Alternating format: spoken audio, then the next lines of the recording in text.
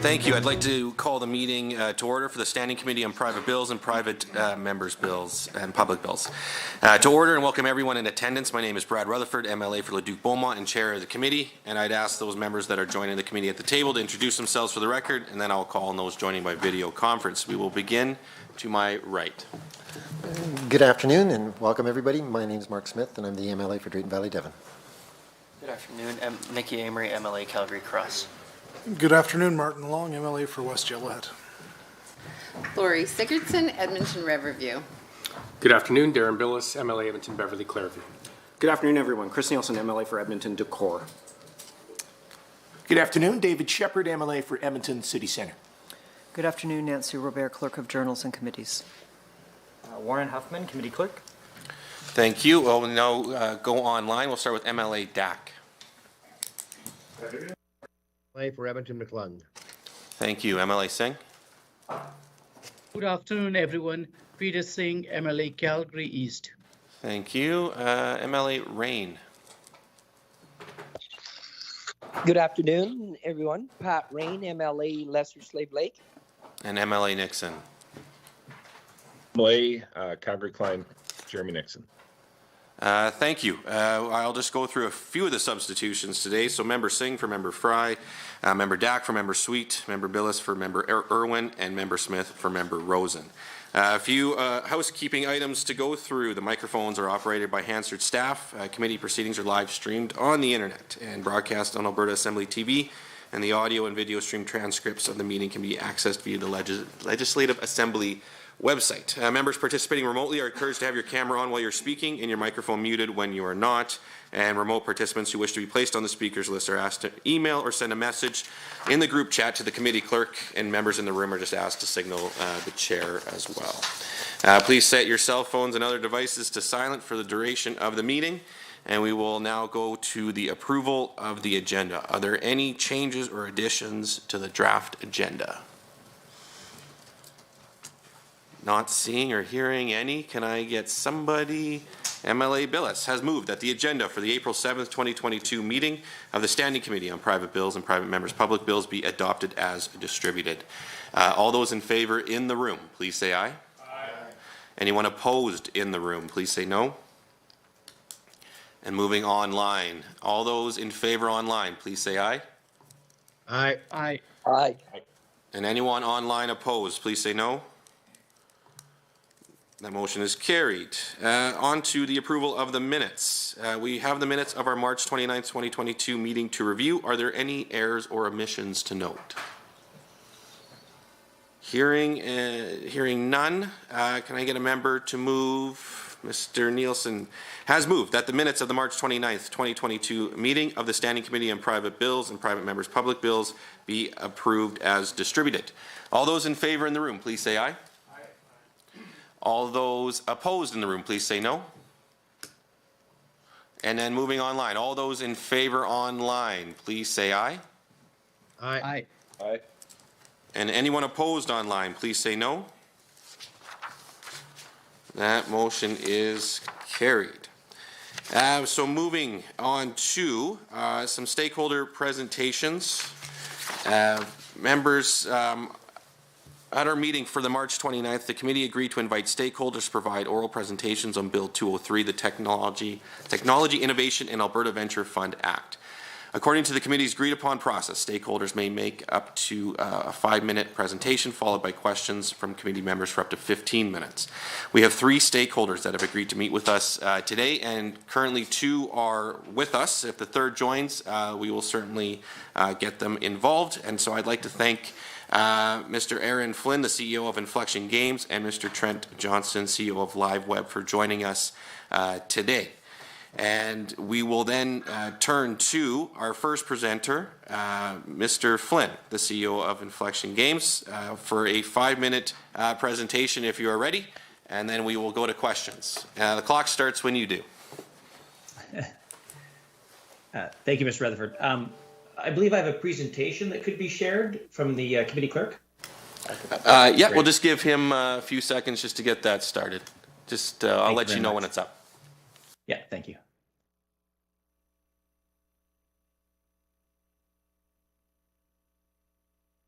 I should take a moment while the presentation's coming up to thank the committee for having me here today. I will be very respectful of time and do my best to get through this in 5 minutes. Would certainly welcome all of your questions afterwards. Today, I'm speaking to you in the capacity of my role as the chair of the A100, the Technology Entrepreneurs Association for the province of Alberta. We're a committed group of technology entrepreneurs striving to bring investment to the province, striving to grow technology businesses here. And so it's a pleasure to offer this perspective to you on the bill. There we are. Yeah, it's up. Please continue. Perfect. Thank you. You can go to the next slide, please.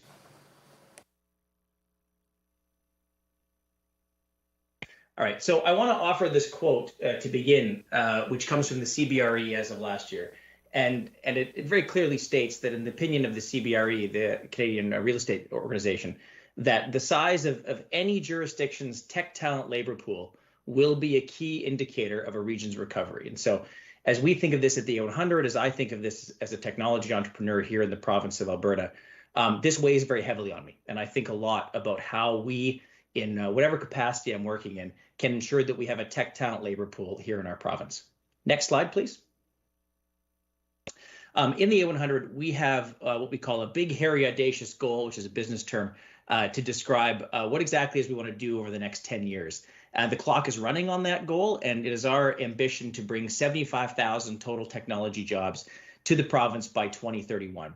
It's an ambitious goal, it's a generational goal, but it is a goal that we believe very strongly in will ensure the future of this province, both economically and from a diversification perspective. And so all of our members are committed to this goal and ensuring this. But obviously, the how is a critical question to answer when thinking about such a change to our province.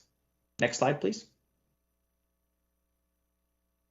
So let's talk a little bit about the role of venture capital in pursuing that goal. Next slide, please. You may be familiar with this map here. This comes from the Canadian Venture Capital Association annual report, and it gives you a sense of the magnitude of venture capital investment that's been happening across Canada. There's a couple things I want to point out here if you're not familiar. The first is Alberta very clearly shows a $561 million set of investments in the province here over the course of 2021. This is up from 2020 and up again, which in turn is up from 2019. So there is nothing wrong with celebrating that growth and celebrating that increase. However, when you look at the order of magnitude and the quantum differences between Alberta and British Columbia and Ontario and Quebec, you know, those numbers are in the billions. And so you get a sense of not only how far behind we are in this space, but also just exactly how big this thing could be for us in our province of Alberta. Next slide, please. So when we think about this, we have to think about this from three dimensions. We have to think about the founders, those entrepreneurs who take this capital and deploy it locally and in their jurisdiction. We have to think about the talent, the folks that are hired, the folks who stay in this province, the folks who do great work in the province. And lastly, the funding, which is the venture capital itself. How do we attract this funding? How do we make Alberta the most attractive place for any venture capital? Unknown participant is now joining. I bet that's Brad. To come in and make Alberta its home and spend its thing here. So, as I say, there is no denying that there is success here and there's room to grow here, but we have to make this a priority for our province, and we have to ensure that venture capital investment is top of mind when it comes to this government's mandates. Next slide, please.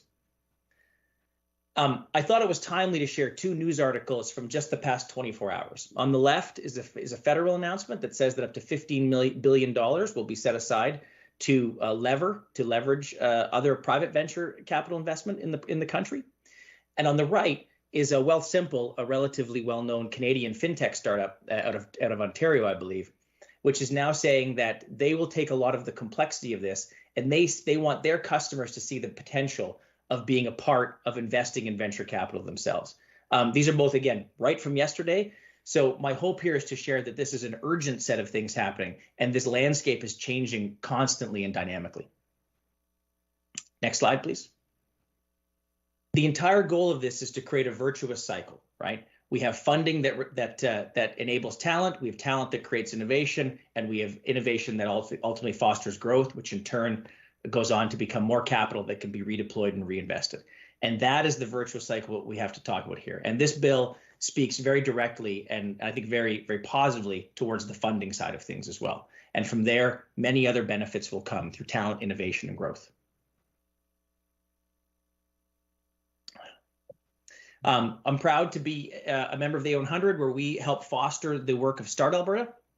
Start Alberta is this province's premier data portal to help entrepreneurs and investors come together to understand what exactly the landscape is for venture capital, how they can participate in this, how we can make connections between these two groups, all in service of this virtuous cycle, all in service of doing good things for our province.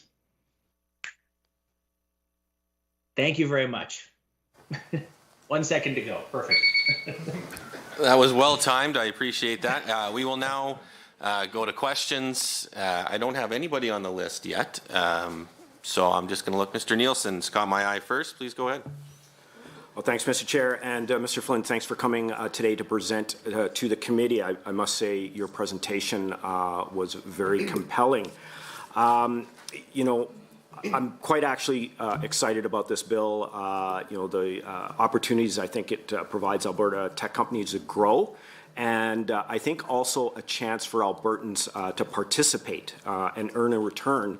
And I think what you've very clearly shown is some real momentum about diversifying our economy. I was wondering, can you maybe talk about what it could mean to create an even broader base of support for the sector and hopefully create, I guess, some long-term certainty that Alberta clearly stands behind diversification? Yeah, thank you very much. An excellent question, sir. Yes, and I think one of the things that this bill, you know, offers incredible potential for is taking what's called latent capital that exists currently in the sidelines, capital that is underutilized in our province. This is the savings of everyday Albertans. This is the savings of other folks, and it gets it off the sidelines and starts using it to drive innovation and growth here in the province. When I speak to founders around the province, the number one concern they raise to me in my role as the chair of the 800 is access to capital. Access to capital remains their biggest concern in doing this. So we have to be clear that we understand that there is capital there. It is a competitive market to gain that capital. Unknown participant is now exiting. Sorry to see him go. There is never enough capital for entrepreneurs to access. And that's a spiritual or philosophical statement, right? There is always room in a high growth economy, a high growth sector, to add capital there and do good things as a result. And what I like about this bill is if structured correctly, this brings latent capital off the sidelines and into the ecosystem where it can do good work right here in Alberta. Do you have a follow-up? Yes, Chair, thank you. You know, I think that segued nicely into my follow-up question. You know, I guess on a side note, you know, in my free time, I love to game. And I also know that the industry is growing at leaps and bounds. I mean, it's now almost a $300 billion a year industry right now. So when I'm looking at Bill 203, and as a venture capitalist yourself, can you maybe give an estimate of the outcomes, what could be for long-term growth in tech and innovation in the province with the result of Bill 203?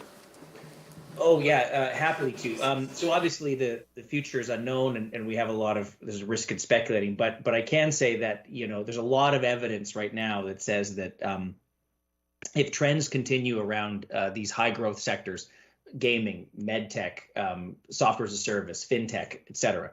And Alberta does have the beginnings of a lot of those sectors here in the province. We do have proudly Alberta-based organizations and companies that are carrying the torch for this. And again, I would confidently say would genuinely appreciate additional access to capital on things. Then the sky's the limit for these organizations. You know, these organizations get to compete globally. They compete internationally and globally, and that is the source of a lot of their growth potential. And to have that capital deployed here in Alberta to do good work in Alberta, and then ultimately to aggregate capital globally back here in the province means billions of dollars for growth and wealth creation here in the province. Thank you. We will now just go online. MLA Singh has got his hand up. Thank you, Mr. Chair, and thank you for the excellent presentation here. And I just want to know, why do you think it is government's role to picking winners and losers, which is what this could look like to an average Albertan? Yeah, I think it's an excellent question, Mr. Singh. I think the way that this bill is structured is very important.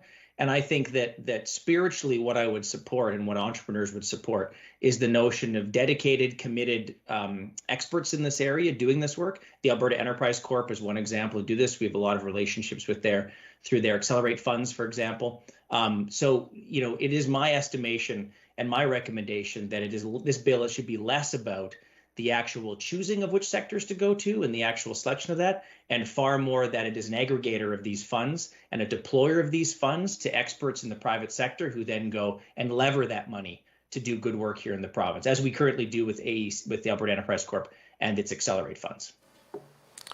Thank you. Mr. Singh, do you have a follow-up? Yeah, I do actually. Would it be better if you want the government to be putting more money in the space for government to be looking at a fund approach and leveraging existing expertise instead of starting from scratch? I'm sorry, Mr. Singh, I'm not sure I understand the question. I apologize. Okay. We have right now, we have AEC here looking at this venture capital here. Do you think we will leave it to them to do it instead of creating a new from scratch? I understand, Mr. Singh. Thank you. I think the benefit of this bill and the real power of this bill is this gives regular Albertans access to the benefits and the positive outcomes of venture capital funding. And so, as I understand how the bill is currently presented, this gives everyday Albertans a chance to invest their hard-earned money into these high growth sectors through an aggregation mechanic that the bill supports, and then properly invested by private fund managers who have expertise in this area. I think that's the power of it. So while yes, I do support the notion that professional investment managers should be the ones overseeing it, I also think that the innovation here, and the very positive innovation, is bringing capital from everyday Albertans on a volunteer basis. Obviously, they don't have to do it. They get to choose to invest in this, and then from there, they have the potential benefits going back to them in the long term. Thank you. Thank you, Mr. Chair. Thank you, MLA. Mr. Nielsen, please go ahead. Thanks, Mr. Chair. Again, I guess a great segue here into a question when we're talking about venture capitalists and the investment that's coming into the province. So I'm going to give you a quick little quote here. Obviously, you weren't able to join us at our last meeting, and so staff from the Ministry of Jobs, Economy and Innovation gave us a bit of a technical briefing on the bill. And so one of the excerpts from Hansard here, I'll just read to you. It says, "Some considerations for this committee. AEC, or as you already know, Alberta Enterprise Corporation, direct investing activities would compete directly with the private sector venture capital funds that it invests in. It's not clear how large this fund may be, but the larger the fund is, the greater the risk of potentially crowding out some private sector investors." I wonder if you might be able to give us some thoughts. Is that actually a risk, or is this simply an opportunity to, I guess, grow the pot? Yeah, that's a great question, and respecting the perspective of the person who said it, I do humbly disagree. I think that it is should be far more better framed as an opportunity, having additional funding come in. Private venture capital is by definition competitive. They know how to compete. They know how to do this kind of thing. I think adding to that and finding proper structures and proper mechanisms, I would propose to lever that funding that they've already aggregated is a perfectly amenable approach to ensuring that this can be something that serves Albertans regularly and does not drive away other private venture capital. I think that would be a low likelihood of happening if the bill and the ultimate deployment of the capital is structured intelligently and with respect to that. And I would also offer respectfully that I don't think competition is a bad thing by any stretch. I think this province thrives on competition, And I think by no means should we be fearful of competition when it is professionally deployed and professionally managed. You have a follow-up? Go ahead. Yes, I do. Thanks, Mr. Chair. So I guess the follow-up question then would be, so having, I guess, those extra funds, because you were talking about that ecosystem and how it drives it in there, would that just then simply ramp up that whole ecosystem and maybe put it into overdrive? Exactly, sir. That's exactly the goal. So adding more fuel to that fire, which we already have going. We've seen more than $500 million in venture capital flow in as of last year. Why not add fuel to that fire? Why not do that? That is the spirit of the bill, and I support that spirit 100%. Thank you. Mr. Nixon, online, please go ahead. Excellent. Thank you, Mr. Chair, and thank you, Aaron, for being here to present with us today. I guess I just wanted to follow up to something that you had just talked about, Albertans being able to have access to this, to be able to contribute and be a part of what I would consider to be very exciting. That said, it's also very risky in any sort of joint venture. It's risky, right? Any new startups, and so it's also something that you need to know a lot about to be able to make good decisions. So as we invite Albertans in to take part in this, I guess my question is, how do we then go about also managing the risk that Albertans will be taking on in investing in this with maybe not as much knowledge as maybe they should have on this? And then, so exactly how do we manage that risk, and who at the end of the day should be responsible for that risk? It's a very astute question, sir, and thank you for asking it. I would offer two thoughts on that. One is that I think education is the ultimate medicine for this kind of risk. You can't eliminate the risk. Obviously, the reason there is high return is because there is high risk, the potential for high return, I should say. So that is certainly a truism.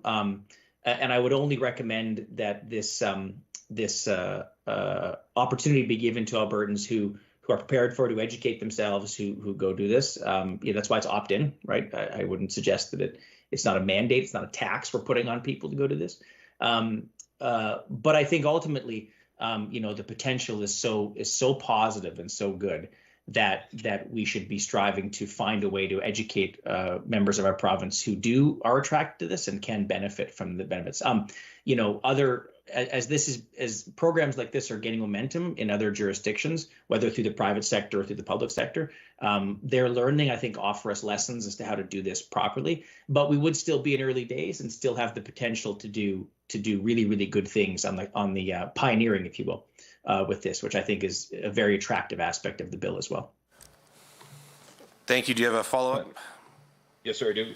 So I guess kind of leading down that path about how the opportunities are, again, I think this is a very exciting space. I'm excited to see it grow in Alberta, and I think there is a lot of excitement around, a lot of potential in it. So again, that kind of leads me to thinking, or trying to understand why we need this government vehicle in order to do that. Just understanding there's excitement, people are going to want to get in on it.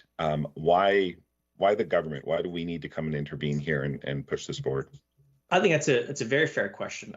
I think the potential for the government enabling this, right, and the government should be an enabler in this world, and the government enabling this definitely unlocks latent capital and brings it in, and I would offer allows it to be focused in areas that benefit the majority or as many Albertans as possible, right?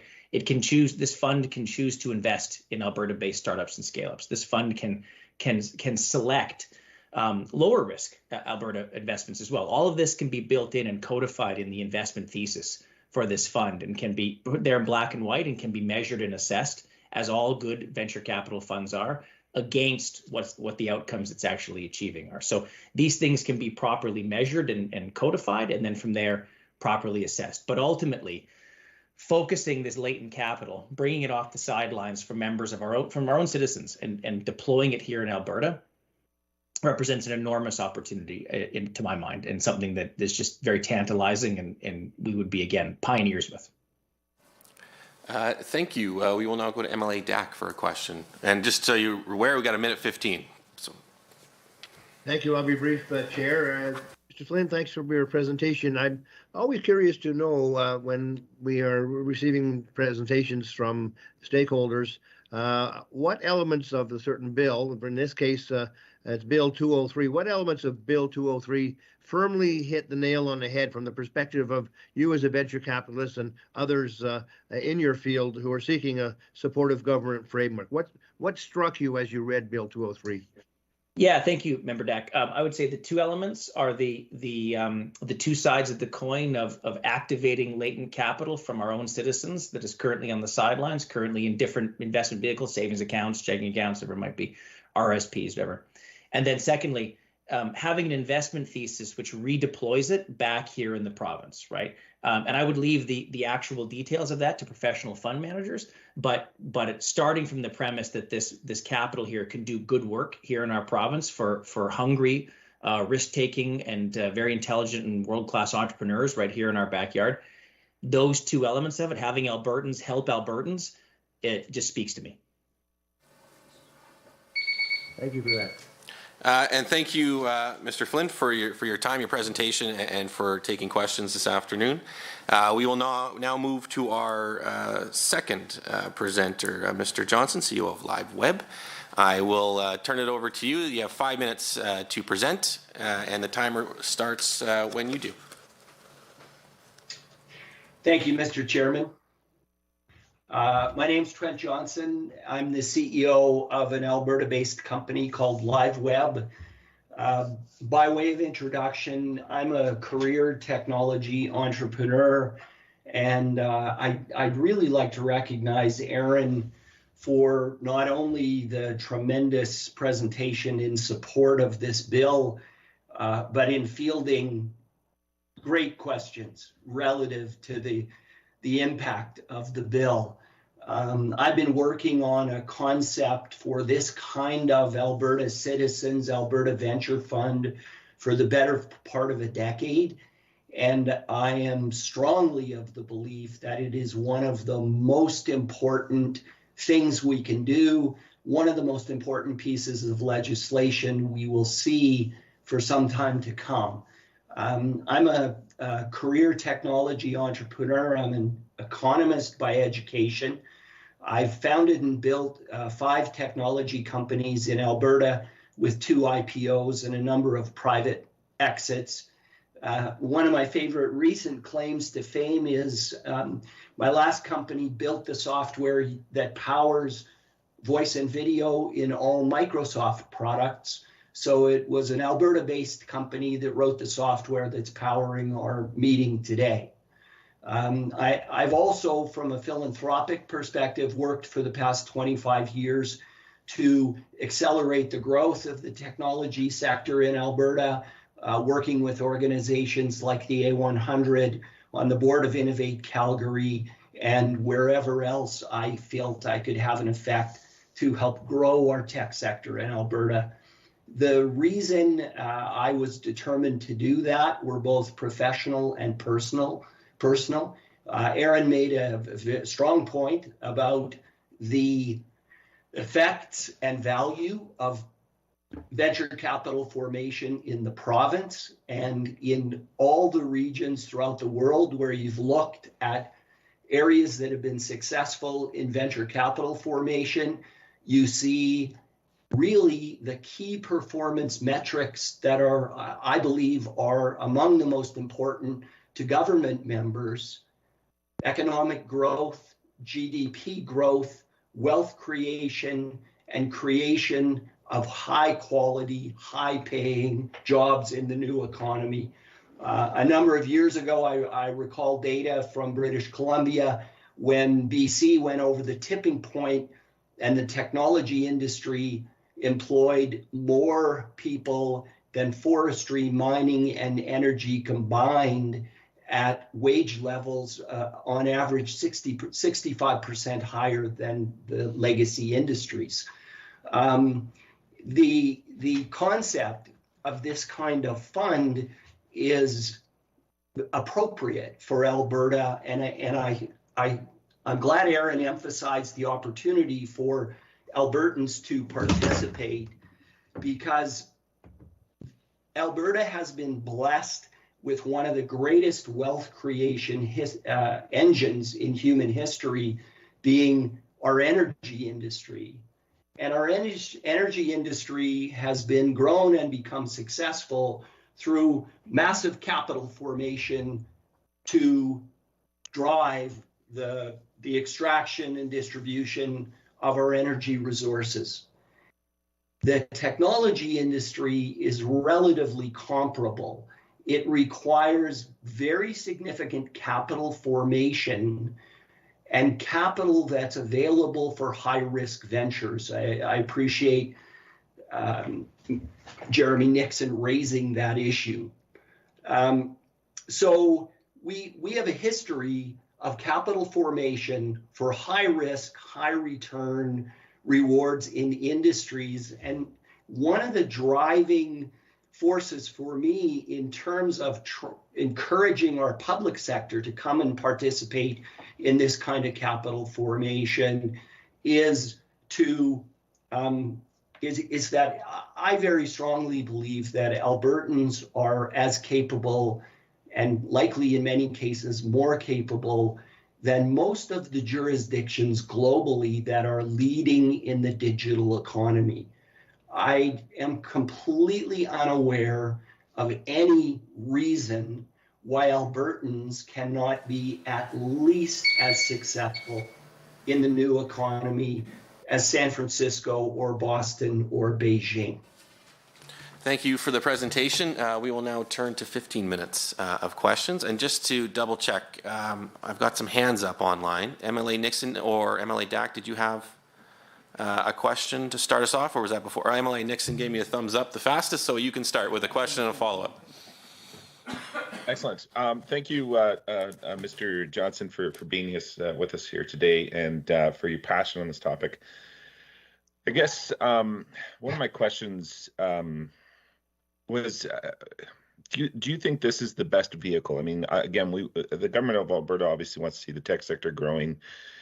And, if we're going to move forward with policies to help show that the government's behind this, that the government wants to inject cash and help move this forward in our province, is this the best vehicle to do this from your perspective? Or if you could start and do whatever you wanted, what would it look like from your perspective?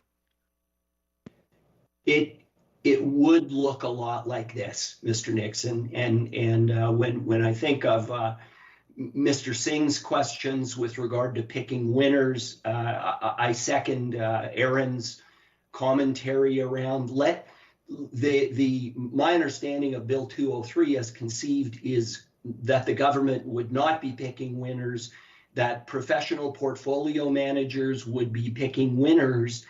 And then this I'm an innovator and a risk taker. That's the way I've spent my career.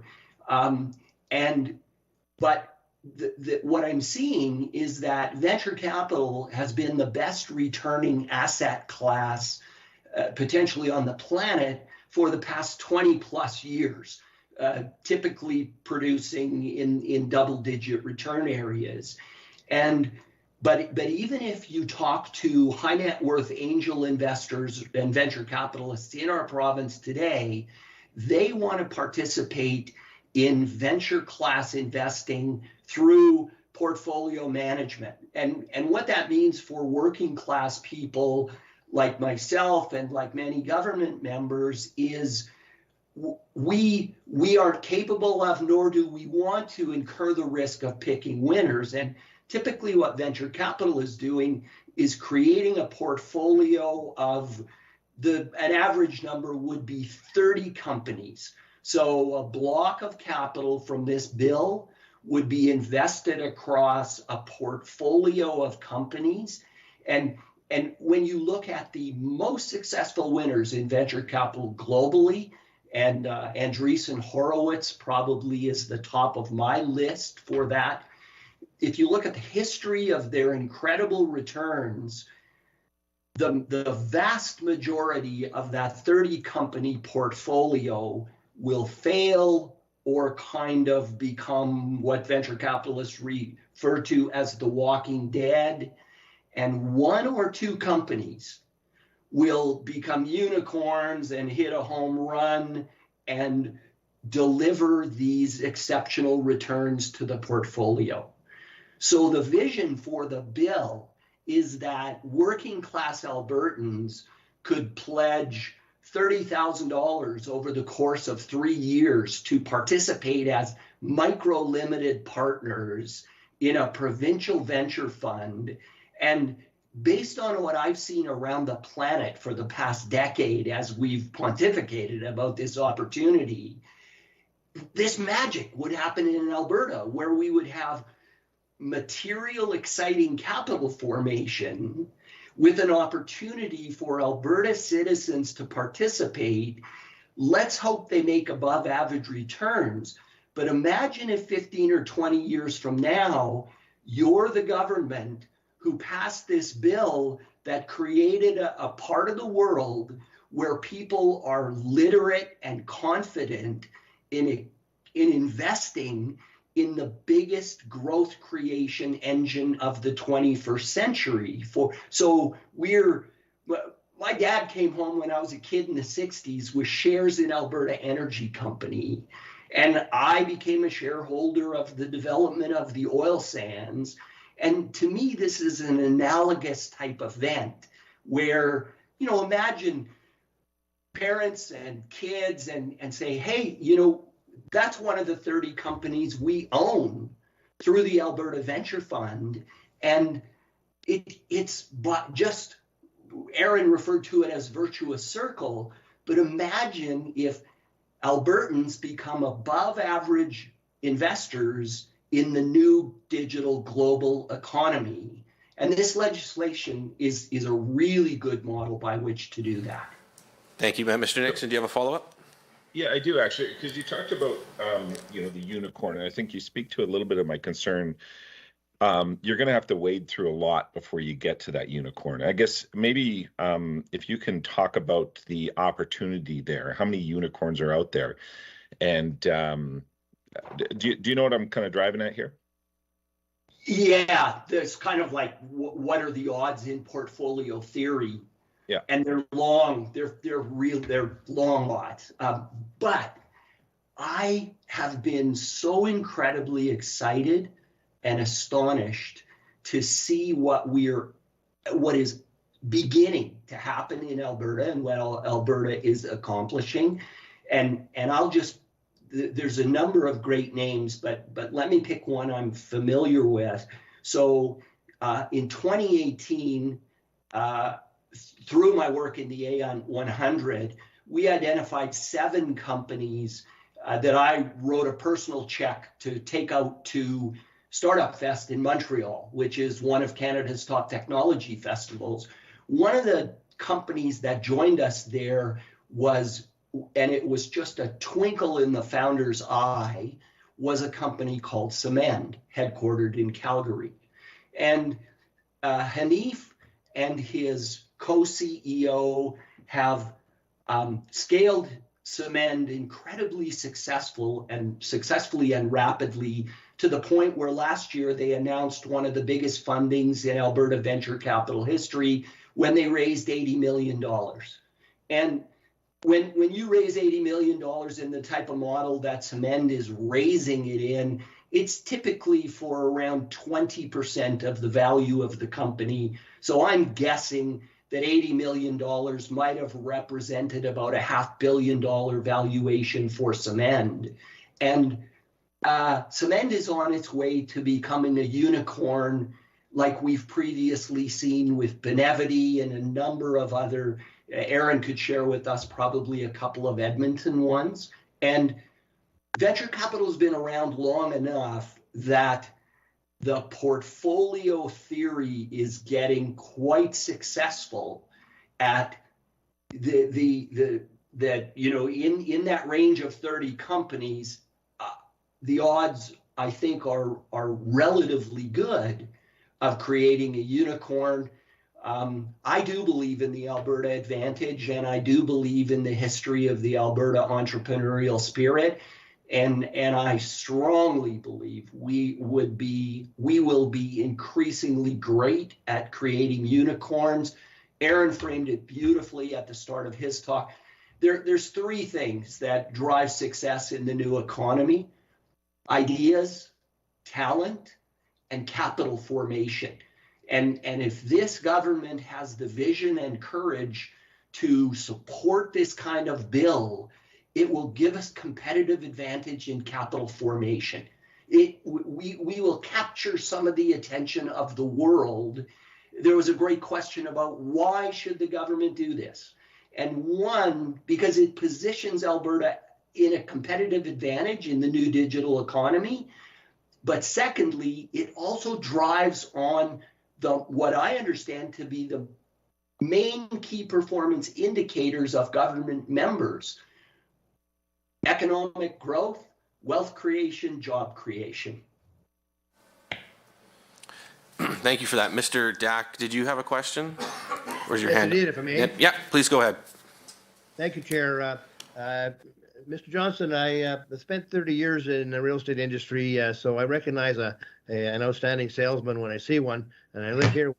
And one of the things you've been doing, of course, is talking about the venture fund benefits, and you are on the board of a venture fund. Of course, nothing in my real estate career moved forward without marketing and without salesmanship. So you've alluded to the past history of Albertans investing in oil and gas, in venture funds, and high risk ventures. Now, the marketing trick here, I think, is going to be transitioning those dollars or those individuals who are happy with that past performance into this new field. So what we know that Albertans will really benefit from the investments, but how do you plan, or what do you envision as a marketing approach to attract these investors from their happy couch onto the ottoman of a new investment? That's fabulous. Yeah, and I don't want to be facetious, Mr. Dack, but the marketing and human nature, and most specifically investing, is driven by primal instincts of fear and greed. And there is an increasingly exciting content available that says, look, we've all of us have done well investing in oil and gas over the years, and it's created one of the wealthiest places on the planet. The next great opportunity, is painfully, obviously, the digital economy. I made a couple of notes prior to speaking points today. Apple's market cap today is $2.79 trillion. Canada's largest energy market cap is $118 billion. That's a significant delta. Energy has performed great for us. Technology investment has probably performed by at least an order of magnitude better for the last 20 years. And so I think we would actually have to temper our marketing to encourage Albertans to participate, hopefully prudently, with the right amount of money and at the right time, because venture capital investing, though incredibly exciting with consistent strong returns, it's a long game. It's venture capitalists typically have about a 10-year window, but again, when you think of the kind of capital formation and infrastructure development that's been required for our greatest energy producing assets, and as you experienced in real estate development, real estate assets, a 5 to 10 year window is a reasonable investment horizon. Thank you. Do you have a follow-up, Mr. Dack? Yeah, just briefly, I do realize that the 5 to 10 year window is definitely an investment horizon that you have to be aware of in the real estate industry and many others. But I'm wondering, you seem very, very convinced that from a promotion standpoint, you'll be well received in the Alberta marketplace. And basically what you're doing is selling opportunity. And I guess what indicators tell you that you expect to have a very large uptake, and that must be tempered rather than have any concerns about not having enough players coming to your table. Yeah, and thank you for the follow-on, because I completely agree with you that there will be an aspect of education for Albertans to participate in this appropriately. And education is time and money. It's expensive to market and educate. And I would like to think that there would be very strong collaboration between our public and private sectors, organizations like the A100, and there's a variety of associate organizations affiliated with the A100. And I would certainly see an operating budget as part of the bill to collaborate with private sector to market, promote, and educate Albertans to be good and successful at this. Thank you. One quick oh, sorry. follow-up. No, hang on. Sorry, we just have to go on to Mr. Smith. Hi, thank you for joining us today, and thank you for your insights. As a private member, we're looking at a private member's bill here, and as somebody that's worked with a lot of companies over the last 6 or 7 years to try to take them through that death valley and to try to make sure that we have a diversified economy, there's 3 things that are bugging me today that I've got to ask. One is, why government? Why can't we do this through private capital, private venture funds, allow individuals to pool their money through a private venture? Why does the government have to get involved? 2, what's the risk for the government in this? We've talked about this being high risk, a high reward, that the unicorns are far and few between. So why risk for the what's the risk for the government? Sorry, Mr. Johnson, just quickly, if you want to cover a few of those points. Thank you. So in the previous question from Mr. Nixon, I thought was valuable, why government? And we revisited again. And so, guys, I would understand that a huge aspect of the responsibility of the government of the day, as I said, is economic growth, job creation, and wealth creation for Albertans. I would have you consider what you've seen that comes anywhere close to the impact for success on those key performance indicators for a government. So I would suggest that this is among, if not the best, investment that a government could be making.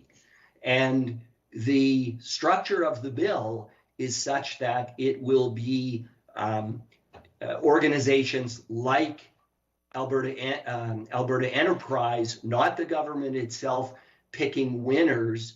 And it is very, very similar to all of the capital formation that has taken place throughout Alberta history to drive our key industries like energy. So let's do it for the largest growth sector, for what will drive those key performance indicators for the next foreseeable 50, 100 years. Let's invest in succeeding in the new economy.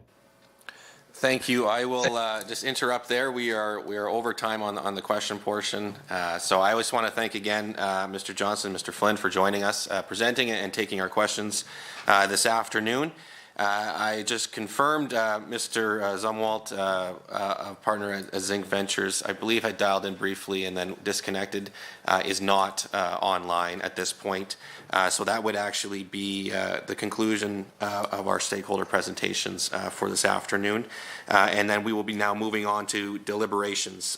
So for our stakeholders here with us, you're welcome to stay on and listen in if you like, or you can go about your day. It is your choice. So the committee will now begin its deliberations on Bill 203. At this time, the committee must decide whether to recommend that the bill proceed or not proceed, and may also consider observations, opinions, or recommendations with respect to Bill 203. The committee has up to 60 minutes to deliberate. However, that time can be extended if granted by unanimous consent.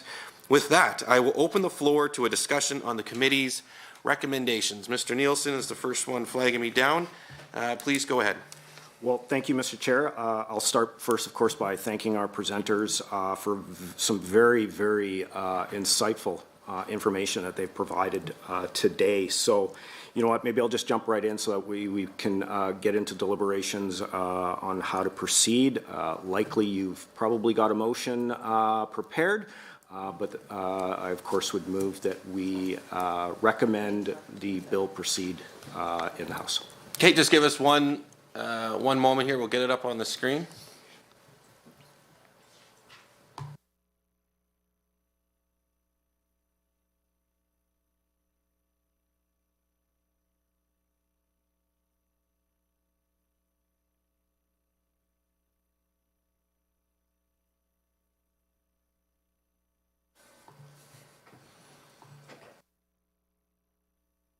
So, Mr. Nielsen, why don't you read that into the record? And then if you want to continue your comments, please feel free.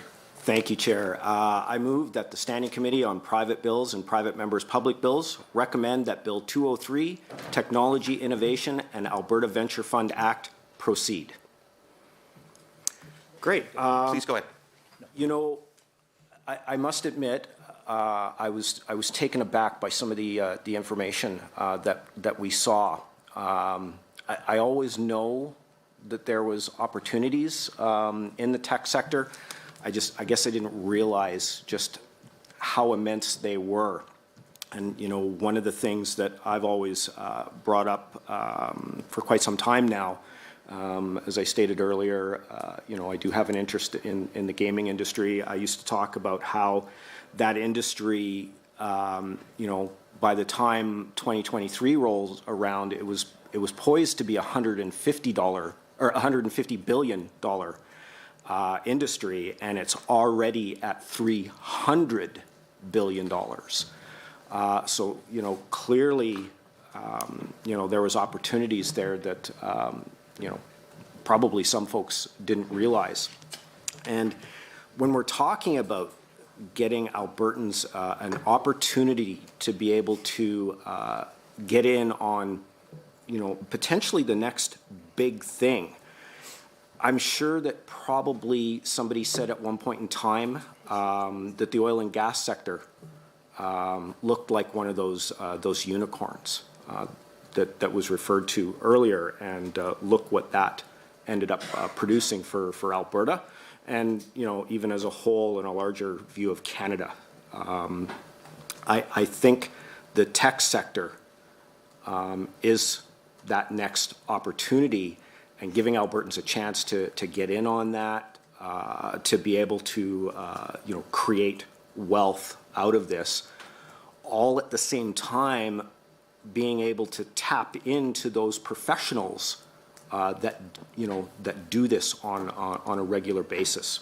And, you know, that alone is a reason for this to be able to proceed to the House and be debated. And I think the one thing that I will add in my closing comments, you know, it was mentioned by Mr. Billis when he presented his bill, there are no taxpayer dollars that are involved in this. So Albertans aren't on the hook for anything. They're just simply being given a chance to be able to decide if they want to jump in on this. And I know one of the questions around, you know, why this, you know, I'm not going to profess to know the ins and outs. I know there's changes that would need to be made around the Securities Act, things like that, to be able to allow the average Albertan even the opportunity to be able to proceed, which is why government needs to get involved. So with that, I'll pass it back to you. Okay, thank you. We'll now go online to MLA Nixon.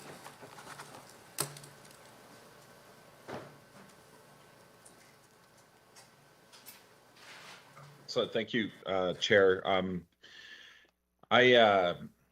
I feel like I need to speak against this motion, and as much as I'm excited about the tech sector and do see the intent behind this bill and what Mr. Billis has put forward, I think there's certainly a lot of opportunity in the tech sector. However, I do think that there's some problems that come with this bill. Firstly, the establishment of a venture fund operated by AEC would be a significant policy shift away from the original intent of the AEC, and would result in a significantly increased direct government involvement in private sector in this area. And it would also require, I think, a significant shift in who we need to bring in to be able to manage something like this. Managing a venture fund is extremely complicated and require a very high level expertise. Besides having the government in direct competition from in the same capital pool, it would significantly increase the risk exposure for government as well. Is something that I've been concerned about. And I'm concerned that putting the GO name, Government of Alberta name behind this fund would give a false sense of security for Albertans. And again, ultimately, have to ask the question about who is going to carry the risk for that and who's going to be responsible at the end of the day for that. I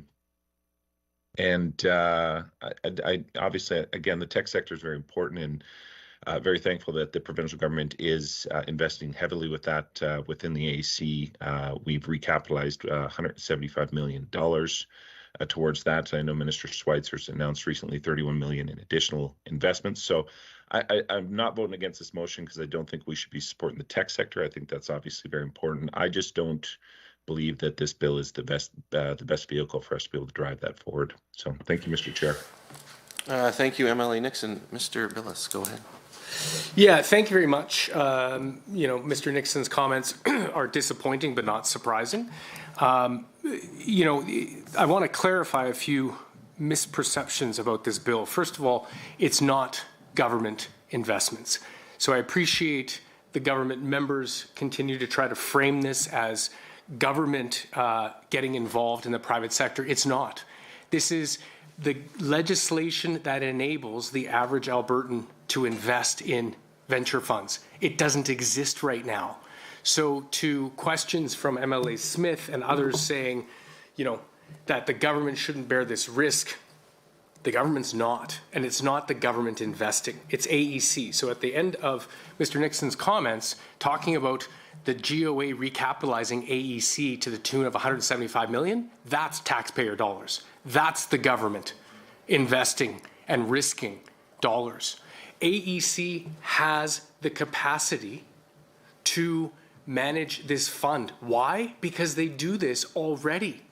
The two Accelerate funds that are set up to invest in Alberta companies exclusively are managed by the AEC.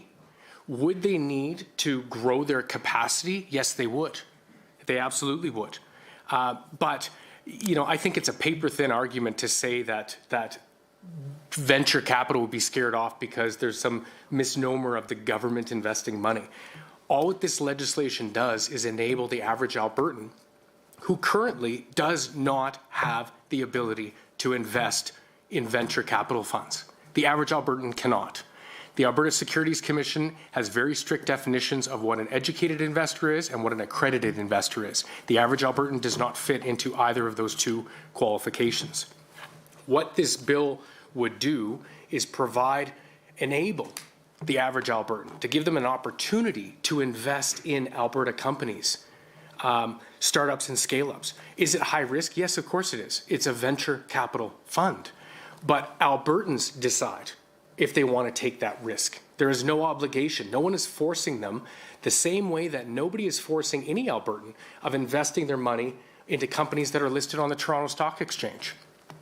The point is, companies need this influx, this injection of capital in order to be able to grow. And this concept of pooling money for then a professional third party to manage it, again, is no different from what AEC does today.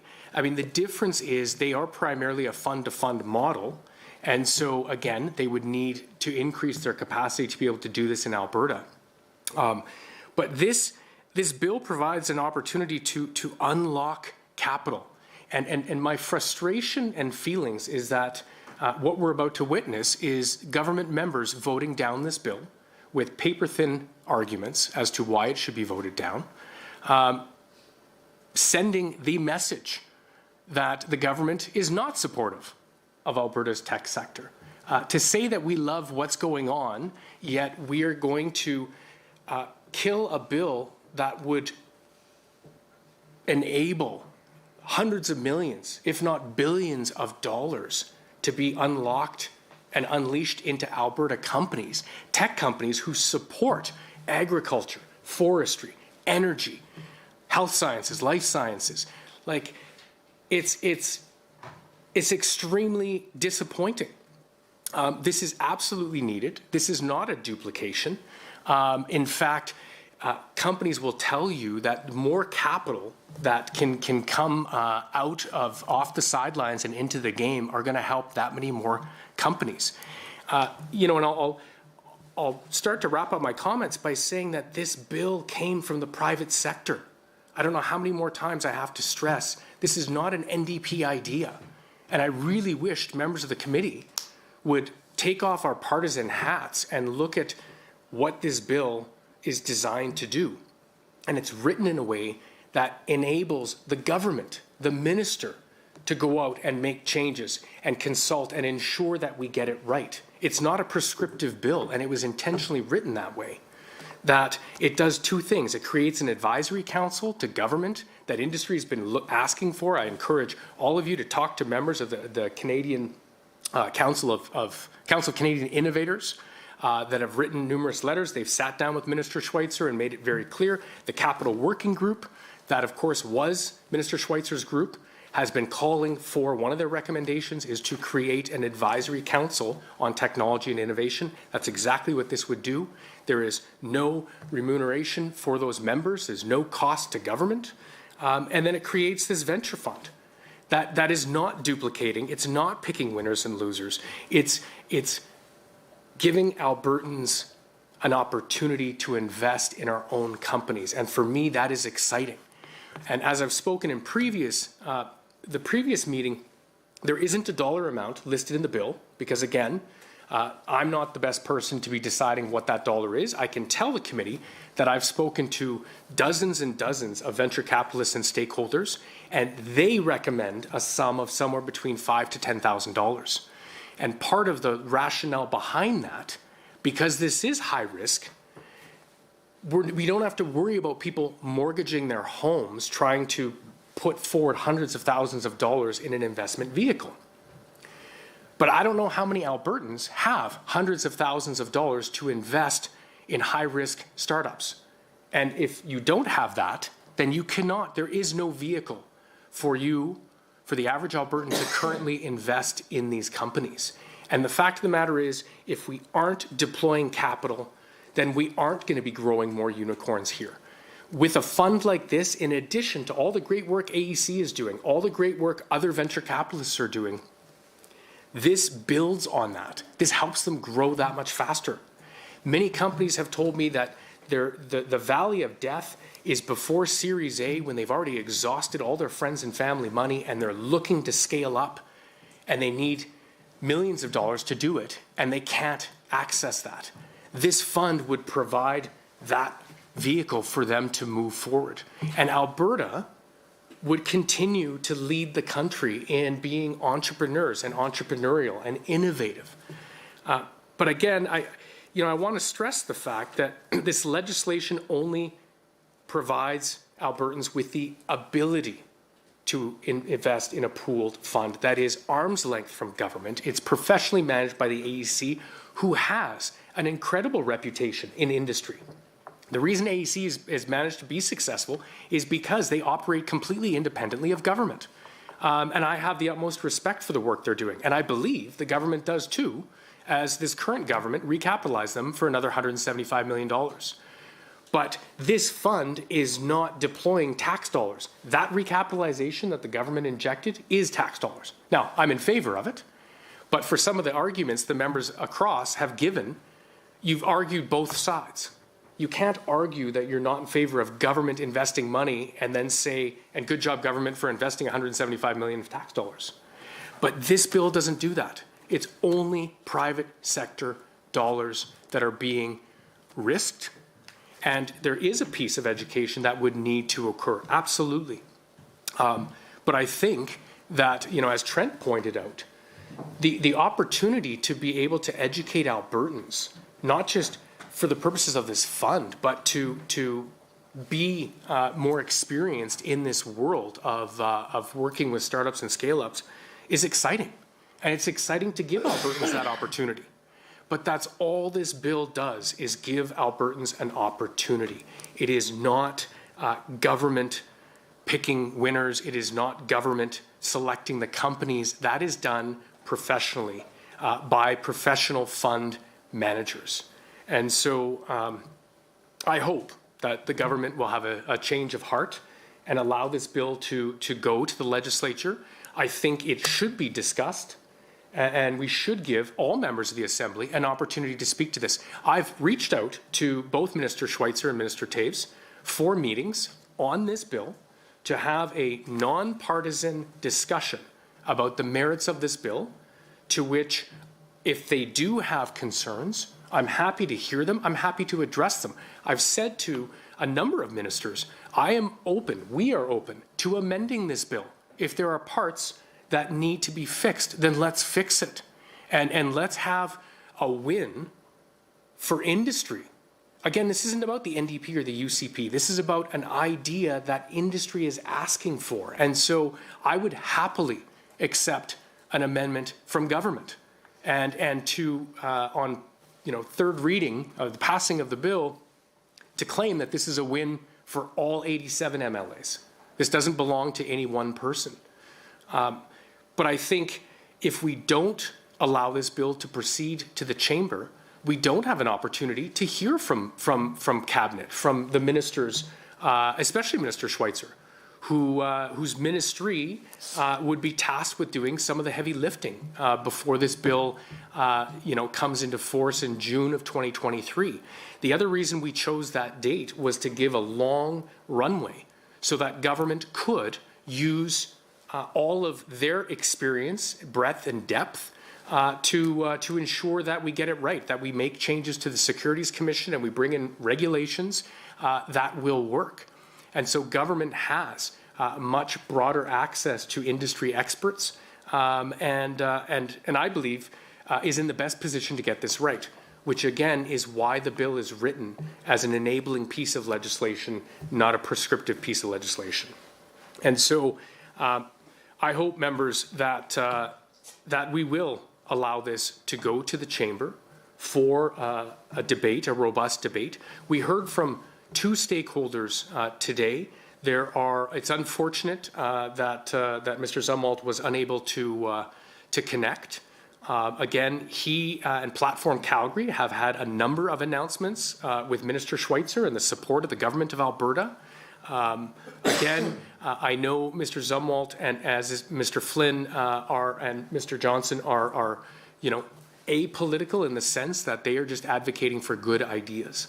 And so if we had other venture capitalists in Alberta coming before this committee, you would hear over and over and over again why they are in support of this. And I'm talking about, the average VC, I don't know if they fit into a traditional definition of a New Democrat. And so I can tell you that many of the VCs I've spoken with who identify as true blue conservatives are 100% behind this bill and what this bill would do. And my concern, members, with not allowing this to proceed now is we are once again going to allow Alberta to fall further behind other jurisdictions. This bill would help the minister and the government reach their goal of Alberta leading the country in venture capital by 2030. Folks, Canada last year saw 225% growth in venture capital, but 95% of that, probably even higher, went to every other jurisdiction. It went outside of Alberta. It went predominantly to Ontario, Quebec, and British Columbia. If we want to not only catch up to the rest of the country, but to lead Canada in venture capital, we need initiatives like this and like this right now. And I don't think it's good enough for government to say, well, we'll vote this down and maybe we'll bring in something else of our own at some point in time. Once again, ladies and gentlemen, this bill is written in a way that it will be government that makes the amendments to the Alberta Securities Act and other acts. So I'm happy to share this win with government. Again, it's not about me. It's not about us. It's not about the UCP. It's about helping catapult Alberta forward. And this opportunity before us is very exciting. And so I will conclude my remarks by pleading with this committee to hear the opinions and voices of our colleagues, both of Executive Council and of private members, in order to have a robust debate. And if there are flaws with this current iteration of this bill, then let's work together to amend it and to move it forward and to get this passed. As Mr. Johnson spoke of, I also truly believe that this bill would get global attention. If the government or if the Alberta legislature passed this bill in all 3 readings, we would have everyone from Silicon Valley investors to Europe and Asia, all over the planet, to Africa and Australia, looking at what is this fund in Alberta and how do we participate? I honestly believe we would see an explosion of new startups. We would see companies moving to Alberta and growing here in Alberta in order to be a part of this exciting opportunity. You know, I just really hope that members will see moving this to the next stage, which is to support the motion and bring it back to the chamber. Thank you. Thank you for that. We will now go back online. MLA Singh, you have some opportunity for some comments. Thank you, Mr. Chair, and thank you as well, the member, for moving this motion. Let me start saying a brief comment on the previous members' comments as well. Like AEC invest in venture capital funds that finance technology startups in Alberta. And it is proven model for nurturing a strong tech sector, creating valuable jobs and diversifying the economy. It does not directly invest in Alberta companies or startups. The venture capital fund does it. To make AEC operate, a venture capital fund would be a direct opposite to what it is doing right now. It would be like going against government investments to other venture capital firms. And moreover, we must limit government from doing private businesses, particularly when the industry is doing well or does not need a direct intervention from the government. Let me as well say the government engage in private businesses will just put the government to more risk exposure. Like MLA Nixon already has mentioned that the establishment of a venture fund operated AEC would be a significant policy shift away from the original intent of AEC and would result in significantly increased direct government involvement in private business. And besides having government in direct competition for the same capital pool, it will significantly increase the risk exposure of the government. The government is keenly aware of the importance of supporting the provincial technology ecosystem. And the AEC has been recapitalized with $175 million. And in January 2022, the minister announced the additional 31 million investment by AEC. And having said that, Mr. Chair, I would not be able to support this motion. Thank you.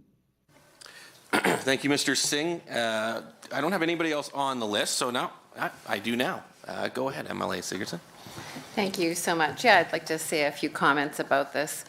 Certainly, I mean, we're discussing a little bit about the government's role in our province. Like, what does the government do? Should we be in this sector? What exactly do we do? But we understand all the time that government does do all sorts of things to stimulate the economy, to support Albertans in all sorts of different sectors, coordinates, facilitates. I mean, government has a significant role in our lives, and it's important that it does.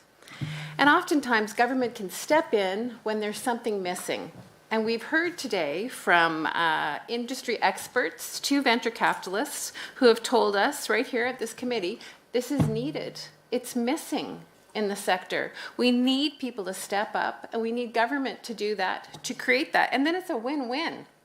Because guess what? Early stage companies, startups who wanting to scale up, they will have access to funds that they wouldn't have, originally. And also it helps the regular Albertans who are interested in getting involved in investing, but don't have huge amounts of capital. And so when this money's pooled together in the Alberta Technology Venture Capital Fund, then that gives them access to some great opportunities. And of course, these are for Alberta companies. So you're going to be investing to support your fellow Albertans. And so that's also a huge win. And as MLA Billis has said very clearly, government is not investing their own money. It is Albertans who are stepping up. Yes, there's facilitation of that, but it is at arm's length. The Alberta Energy Corporation would be running this. So it feels like it's a really great opportunity, and this is exactly what the industry has said they need. So despite some of the arguments from the members of the UCP, it's in contrast to what the evidence is showing us. And I know that my colleague, MLA Billis, said it's not an NDP idea, but I want to say, guess what? We listened to the experts, the people who are in the industry, and we, not me so much, but Darren Billis, the MLA, brought it forward, and he listened. And guess what? It is our idea. It's our idea because we listen to the industry experts, and this is exactly what they need. And that's what good governments do. That's what good representation is. We understand the people in the sector and what they need. And so that's why MLA Billis brought this bill forward, and I think it can make a huge difference for many companies that want to expand and grow, but right now the funds just aren't available to them. And then for average Albertans to get in the game, to have some fun, to be able to invest their own money, be able to support other local Albertans so that they can also have the benefit of that. So I think that this is an excellent bill, and I would like to see it debated in the House, and so I am speaking in favor of the motion. Thank you. Thank you for that. Mr. Smith, please go ahead. Thank you, Mr. Chair. And thank you for the points that you brought forward, Member Billis. I guess when I'm looking at this bill, I'm going, I don't think anybody here argues about the value of creating venture capital and finding that latent capital that one of our presenters brought forward to us. I guess one of the questions that I've got in my mind is Section 19 of the bill, where it talks about the disapplication. And I'm not sure that I can support it today, but it's going to go before the House for concurrence, and I'd like to see this part of this section of the bill addressed when we address it in the House under concurrence. And I guess the question that I've got is, what provisions do you want the AEC to disapply from the Venture Capital Fund? Because Section 19 reads, and maybe I don't understand something, and I look forward to hearing the comments in the House, but subject to subsection 2 of the Business Corporations Act, the Investing in a Diversified Alberta Economy Act and the Securities Act may be disapplied to the fund in whole or in part as provided for in the regulations. And that to me seems to be a really broad thing that's been written into this bill that could have some serious unintended consequences unless we truly understand how that's being applied and where it's going and how that could impact. And so you may not have my support today, but that doesn't mean that there isn't merit in much of what you've brought forward to us in this bill. But I think that's a significant part of the bill that has to be clarified for me, at least at any rate. Thank you, MLA Smith. Mr. Nielsen, you got a comment? Go ahead. Yeah, thanks, Mr. Chair. You know, I hate to sound like I'm belaboring a point, but, you know, when I talk about the gaming industry, this was something I've kept an eye on, you know, over quite a few years, you know, five, 6 years. You know, at one point, we're talking about an industry that grew to $45 billion. Billion with a B, then grew to 60, then 90, then 107. And I mean, I was already wildly excited about that at the time, because the amazing universities that we have in this province, which, you know, I'm willing to debate anyone on this, are not only the best in the country, I think best in the continent. And we are producing the people that go into this industry, and as soon as they graduate, they go right or left to BC, Ontario, and Quebec, because that is where those industries are thriving ridiculously well. An industry that pays people, on average, about $75,000 a year. You can pay a mortgage on that. So needless to say, over the last year, an industry that was predicted to be $150 billion by 2023 has doubled in the last year to $300 billion. That is a significant growth. And so when I think about something like the digital media tax credit, had that continued on and been available, because all that investment, as I said, went right or left, including the talent. What did Alberta miss out on in that 1 year doubling in one industry in the tech sector? One, just one. We really need to keep that in mind when we're talking about this bill and the potential impact that it has. And I'll also remind committee members, this is the exact same type of idea that was used to grow, to kick off our oil and gas sector. We enjoy the benefits of the oil and gas sector as we are right now. You balanced a budget. Let's just be completely open and honest here. You balanced the budget because the oil and gas sector is enjoying very good returns right now, and so does Alberta because of it. Yet we're now saying, well, you know, maybe that's not such a great idea for the tech sector. We are missing the boat if we do. Just like over the last year, we missed the boat on an industry that doubled from $150 billion to $300 billion. How many jobs would that have created? What kind of tax base would that have expanded? I have to agree, again, this is not about party banners. This is about supporting an industry that we very clearly saw in the very first presentation was happening. Yes, it's happening here, but it's happening in those three places that I just mentioned: British Columbia, Ontario, and Quebec. Way greater.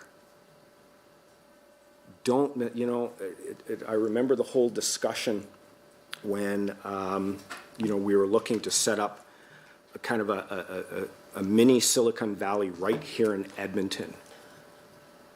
The excitement about it, I mean, that was, you know, back in the big, you know, internet bubble growing and things like that.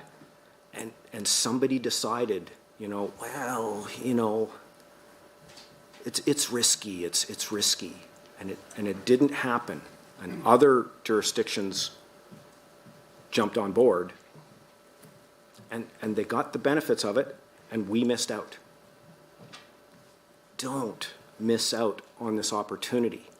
We had 2 presenters today. There's dozen more that are saying this is an opportunity. Don't miss out on it. Just in the last year alone, what could we have gotten? So, Mr. Chair, hopefully members will reconsider supporting the motion, sending this back to the House. Let's have the full debate. If amendments are needed to the bill, that's where it needs to be done. But, let's be honest here. Again, I've always promised people to be honest with them. With the one caveat, well, maybe I might say something they're not completely on board with. I'm not trying to be disrespectful. I'm not trying to start an argument. But the reality is, Mr. Chair, we have seen this committee vote down every single opposition bill, private member's bill, since this committee started. And I've been a part of it right since the beginning, Mr. Chair. So I've seen it. And then there was a short little spot there where, okay, we supported, but it went back to the House and they never got debated. And let's be honest, there's been some shenanigans there. Here's something the industry's asking for. They're supportive of it. Let's not blow it. So hopefully, maybe I've managed to change some minds here. We can't miss the boat on this one. Thanks, Mr. Chair. Thank you for those comments. Mr. Amory, you're up. Thank you very much, Chair, and good afternoon to all of you. And thank you for the robust and very good debate about this particular issue. I think it's an incredibly important area to discuss. I think the formation of a venture capital initiative or multiple initiatives is incredibly important. And I think Member Billis knows that I approached Bill 203 with much interest and spoke to the member on occasions about this particular issue. I mentioned some of the issues, Mr. Chair, earlier in the meeting that we had prior to this where we discussed Bill 203. And I think that I still continue to have some genuine concerns about this proposal.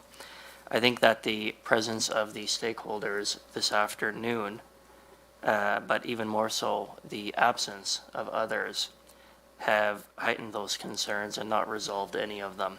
I won't belabor too many of the points that have already been discussed, but the idea of venture capital, risk, opportunity, I think are truly concepts of Alberta. And I certainly agree with MLA Nielsen when he says that this does not have anything to do with party banners, but rather with the practicality of an idea.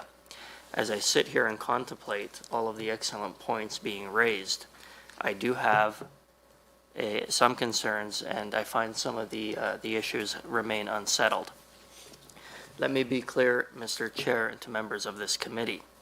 I find the lack of consultation and the lack of involvement by the AEC in any of these proceedings to be problematic for me. For me, if the AEC is going to be the very body tasked with managing this initiative, they should have been here to confirm that. At a very minimum, they should have provided something, a briefing, their attendance here in this committee, or anything else to indicate that they were both willing and capable of doing so. I have no doubt in the abilities and the capabilities of the AEC, but at this point I don't even know if they want to or have the ability or the desire to do so. And I have a real challenge with supporting a concept that relies on an organization that has not even been consulted in the first instance, nor have they made any submissions as to whether or not they are prepared to be involved as Bill 203 requires for them to do so. when we heard from the stakeholders, and in particular with our second stakeholder who referred repeatedly in his presentations to unicorns in venture capital, the risk, I think, is obvious and it's high for venture capital investment across the board. But the bill ties the success or failure of private investments to a public body, the AEC, and I do not know if they are prepared to do this. I'm not even sure that a bill that purports to tie venture capital to public body is something that Albertans might view as being essentially de-risking an otherwise risky area of investment. And so for those brief reasons, I do have those concerns. They remain unanswered, and I do have a problem with that, especially when the very crux of this bill relies on a particular body that has never been consulted and has never appeared before this committee to confirm that they are capable or willing to do this. Thank you. Thank you for those comments, MLA Amory. I will go back online. MLA Dack, you can go ahead with some comments. Thank you very much, Mr. Chair, and I'd like to add a few more comments to the debate. I know that listening to members from the government side this afternoon has been a bit of an exercise of watching people tie themselves into knots, twisting into the wind to try to come up with arguments to oppose this bill going forward for debate in the legislature. And I find that it's unfortunate because they don't look very good while doing it. They are supposedly and like to preach that they are those that are setting forward an investment climate for Alberta that's positive and a business environment that's inviting to investment. Yet they are finding, for whatever reason, themselves twisting in the wind to argue against allowing this bill to go forward. We'll note, of course, that we had no stakeholders coming forward to move against this piece of legislation or to speak against it. And it begs the question, if indeed, as Mr. Amory alluded to moments ago, that he felt the AEC should have been here, he certainly could have invited them. Why did he not invite the AEC to come forward and present on his concerns that he had about the AEC's involvement in the future implementations of the Bill 203?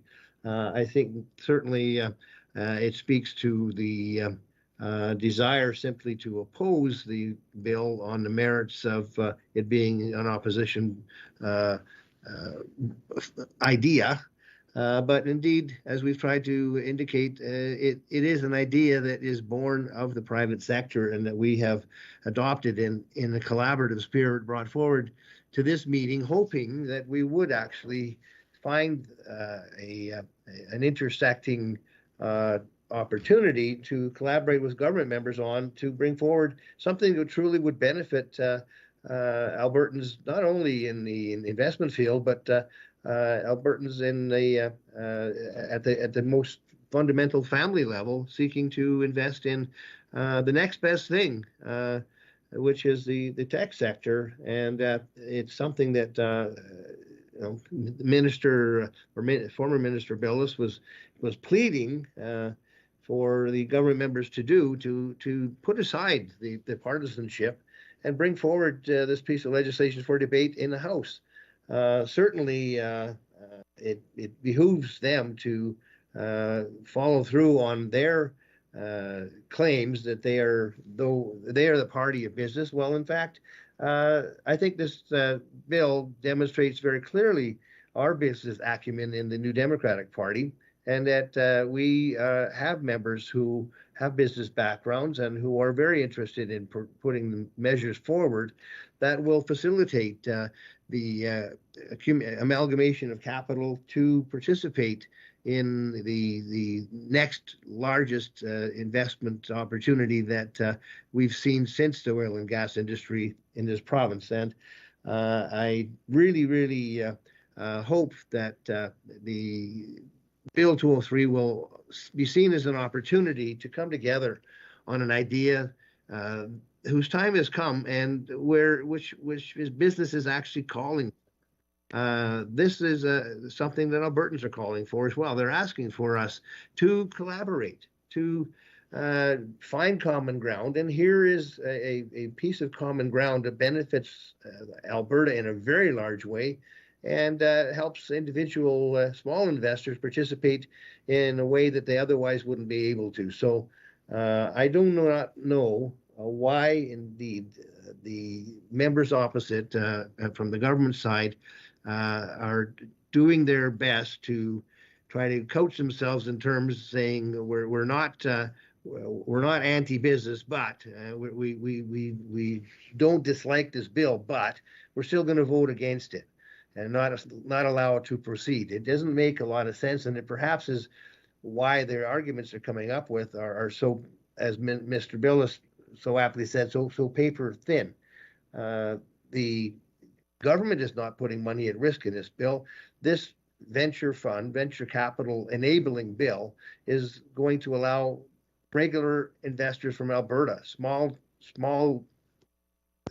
amount investors, to participate in the next best thing in investment in the province, and allow us to attract capital and ideas into the province that will come from around the world. And tell you what, I'd be very interested to hear if indeed this bill doesn't go forward to the legislature, to hear government members explaining to the media and to their critics in the tech industry just why they failed to act on this opportunity, because they're stumbling right now in this committee to come up with legitimate ideas as to why this shouldn't proceed, and I don't see them coming up with anything better when they are faced with the public scrutiny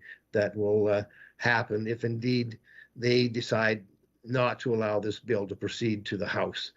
It's common ground that the government has been telling us as the opposition that they want to find with us. Well, here's common ground, and it's a very good piece of common ground to stand on, and it's one that is beneficial to Alberta as a province, to Alberta investors, to Alberta business, to Alberta youth in generating jobs for the future, and creating a foundation of the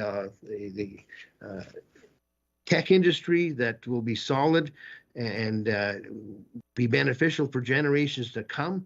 It's a generational piece of legislation that can be used to ensure that the message is clear worldwide that we are indeed open for business and willing to participate in the exciting new world of tech. And those individuals who are in our universities now will be willing to move and stay here if they're from afar, and our own Alberta students will be looking to stay here as well.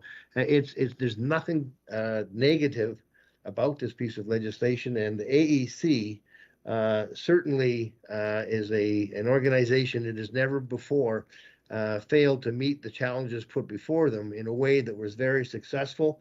And I think that it's a little bit insulting to suggest that AEC would be shirking from this new challenge and opportunity. And I can see them doing nothing but welcoming with open arms the ability to engage in growing their organization into a field that will allow them to be relevant and expand for decades to come.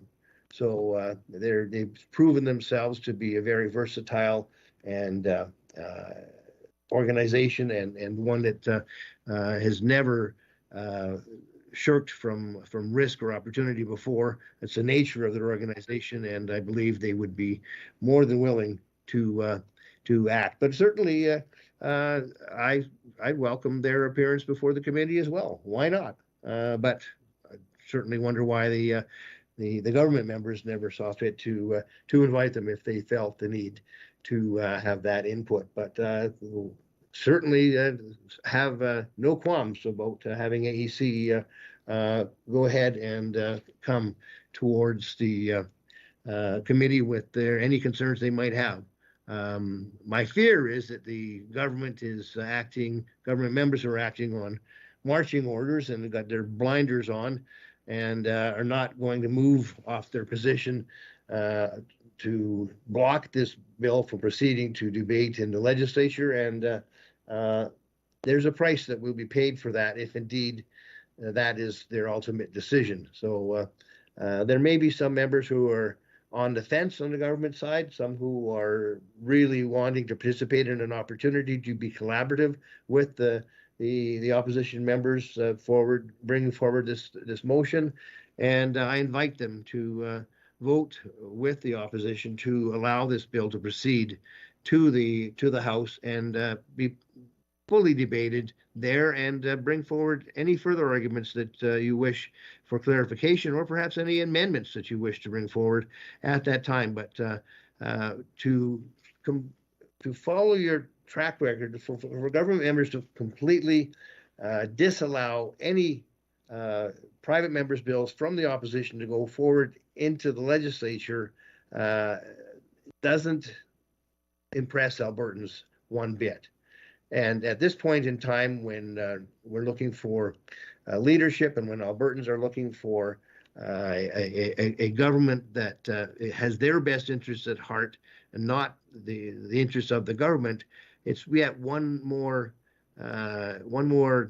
nail in the coffin of democracy that the government sees fit to deny the opposition private members' bills any scrutiny in the legislature whatsoever. They are killed right here in committee and not allowed to proceed. And that is something else that this government will be judged on harshly, in my view, in the upcoming election, whenever it happens to be called. So once again, I urge members of the government side who are on the fence, thinking that they, in their heart of hearts, really should be supporting the bill going towards the legislature for full debate, to actually vote with their heart and their mind and push this bill towards the legislature and have it proceed. And those that vote against it will hear from Albertans in the future, and hear loudly from those who wonder about what type of investment climate, what type of business environment they're actually trying to create, when indeed they hinder the development of a new area of business and technology in Alberta by blocking the passage of Bill 203 and not allowing it to proceed into House for full debate. And with that, I'll allow other members to go ahead and provide their comments as well, and hopefully convince enough government members to vote in favor of allowing this motion to proceed and allowing the bill to be debated in the legislature. Thank you, Mr. Chair. Thank you for that, MLA Dack. Mr. Long, you have a few comments. Please go ahead. My list was growing by the second during that. I appreciate the urging of members. I struggle when someone tells me there's a price to be paid. Sort of sounds like a veiled threat over how I vote. I don't even know where that belongs in this room. But thank you, Member Dack, for the threat, I guess, whatever that means. I've heard a lot today. I appreciate the focus on venture capital. I appreciate the focus on the potential for increasing investment. Yeah, I've heard a lot, actually, even from the presenters today, the term high potential when it comes to investing obviously gets people on the edge of their seat. It perks their ears. While that appeared to be a lot of the focus from the presenters today, I do appreciate Member Billis actually bringing us back to the place that actually acknowledges the high risk.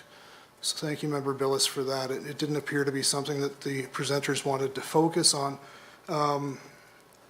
Things that I heard from the presenters about the Alberta Advantage and Alberta entrepreneurial spirit, attracting ideas, talent, capital formation, and the job of the government, economic growth, job growth, wealth creation, all things that I agree with wholeheartedly.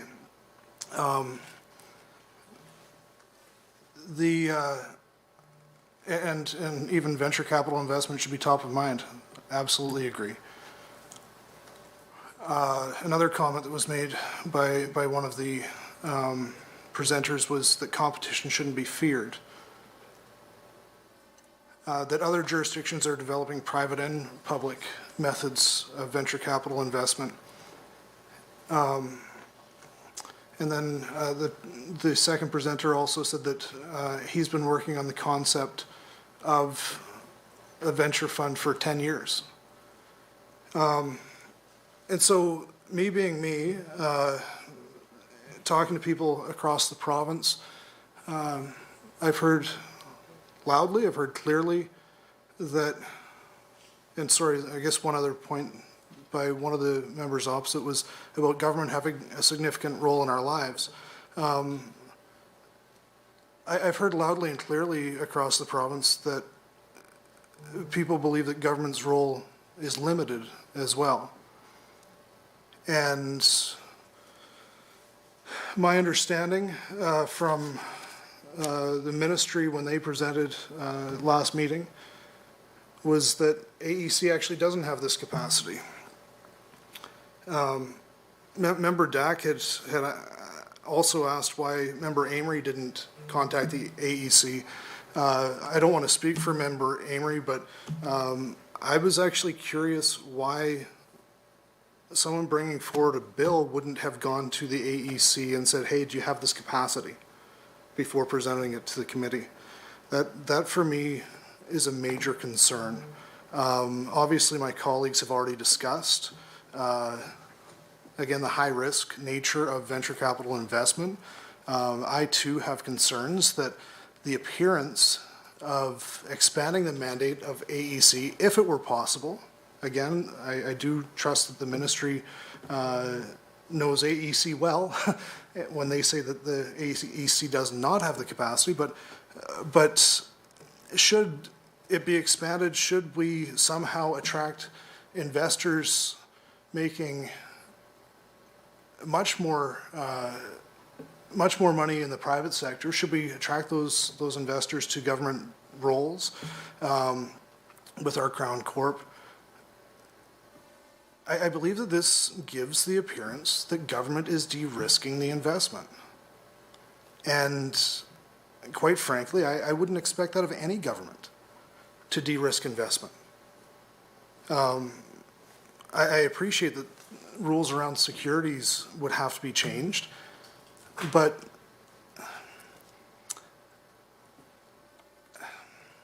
I have an assumption as to why those rules exist in the first place, which is having limits on who can risk large sums of money in high-risk investments. It's not that the Securities Commission doesn't want people to get ahead, obviously. It's that they're trying to show people that these are such risks that they would bear such an unbearable impact to the everyday Albertan. Yeah, so there is a lot to unpack. Obviously, I had hoped that I would hear something today that would concretely allow me to get behind the bill proceeding. Unfortunately, I believe people were skirting the very nature of what the bill is doing, and the fact that AEC, while it has done an exceptional job, I think that everyone has acknowledged that, this is not something that they are set up to do functionally. And then beyond that, as I say, I think it is very discouraging that without providing something in some concrete evidence that this should proceed, that people would choose to name call, ridicule, have veiled threats to try to gain support. As I say, I entered this with a very open mind today. Unfortunately, I'll leave today's meeting being very sorely disappointed in the approach and the fact that the high-risk nature of what's being proposed has been skirted, dismissed, and again, that the AEC hasn't been consulted as far as if they could or would be able to expand their scope to effectively manage what's being presented. Thank you, MLA Long. That concludes the 1 hour for deliberations. So I appreciate everybody's comments that they had to this. We will now move to the question on the motion moved by MLA Nielsen. And just for everybody's reminder, it is up on the screen that the Standing Committee on Private Bills, Private Members, Public Bills recommend that Bill 203, Technology, Innovation, and Alberta Venture Fund Act proceed. So we will move to the question. In the room, all those in favor of the motion, please say aye. Aye. All those opposed to the motion in the room, please say no. Now moving online, all those in favor of the motion, please say aye. Aye. All those opposed to the motion online, please say no. No. No. No. And that motion is defeated. And a recorded vote has been requested. It's all right. So in the room, we will do this with raised hands, and then I will call your name, and it will be recorded as we go, and then I will go online, and I will call on each member individually for their vote. So all those in favor in the room, please raise your hand. Thank you. So we will start. MLA Sigurdsson, MLA Billis, MLA Nielsen. All those opposed in the room, please raise your hand. MLA Long, MLA Amory, MLA Smith. Moving online, I will just sort of go left to right as I can see people. MLA Singh. Oppose. MLA Nixon. Opposed. MLA Rain. Opposed. MLA Dack. In favor. Thank you. Thank you, Mr. Chair. In favor of the motion, 4, against 6. Motion is defeated. So with that, we can now move on to the recommendation that would come from the committee after its deliberations. So we need to consider directing research services to prepare a draft report, including the committee's recommendations. And just for some clarification, we had been discussing earlier with Parliamentary Counsel and the Clerk's Office that because the motion was defeated, we are not going to be continuing on with further debate on this, which is hence why we're going to move into the draft report portion of our meeting. So with that, we do have a prepared motion that somebody would like to move, which would be directing research services to provide a draft report. I'm looking around the room.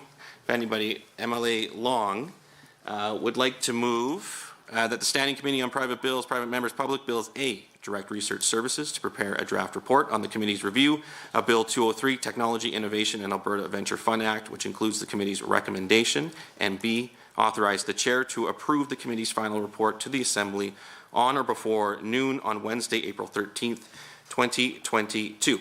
So that is the conclusion of that motion, but I will also add minority reports will be, of course, accepted. I will get to a date and timeline. I think that would work for that after we finish this discussion. Any other comments or questions to the motion up on the screen? Hearing none, we'll just move to the question. All those in favor of the motion as moved by MLA Long in the room, please say aye. Aye. All those opposed in the room, please say no. And moving online, all those in favor of the motion, please say aye. Aye. Aye. Aye. And all those opposed online, please say no. No. The motion is carried. And then the time frame for the minority report, if anybody is interested, noon Tuesday, April 12th, 2022. We'll give it time to be put in. And that concludes the deliberation portion of 203. thank everybody for their participation, and I believe some of the stakeholders were on for most of that, so I appreciate again their time today. Before we move on to the review of Bill 204, the Anti-Racism Act, which MLA Shepherd is just getting ready to prepare, I am going to call it just a 5-minute recess. And we will be back, let's make it 6 minutes, right at 2 o'clock. Thank you. Okay.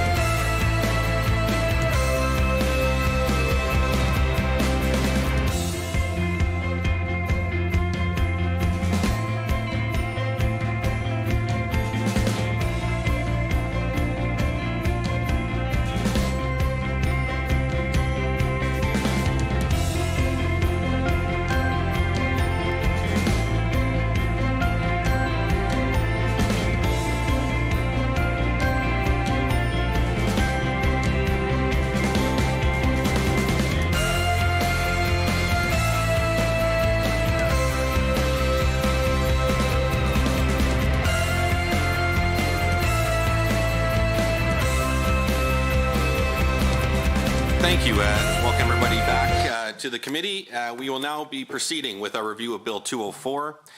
Members, Bill 204, the Anti-Racism Act, was referred to the committee on Thursday, March 24th, 2022, in accordance with Standing Order 74.11.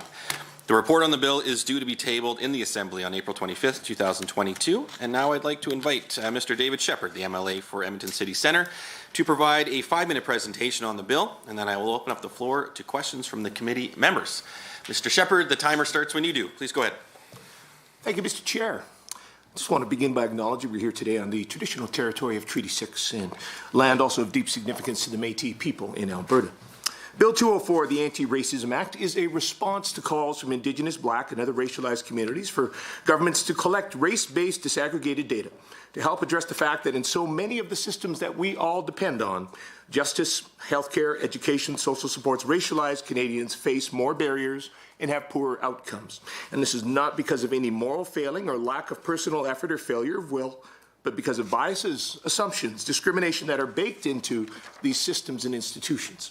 This is known as systemic racism, and it's often caused by policies, practices, and procedures that may appear neutral on paper, but in practice disadvantage Indigenous, Black, and other racialized groups.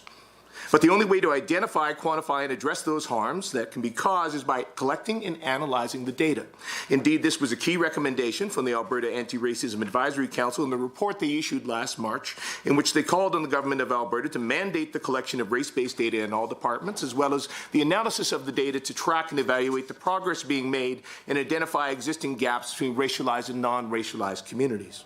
In Bill 204, it sets out a structure and a process to do precisely that, what I think is a thoughtful path to empower all public bodies to take on that important and essential work. So let's talk about how it does that.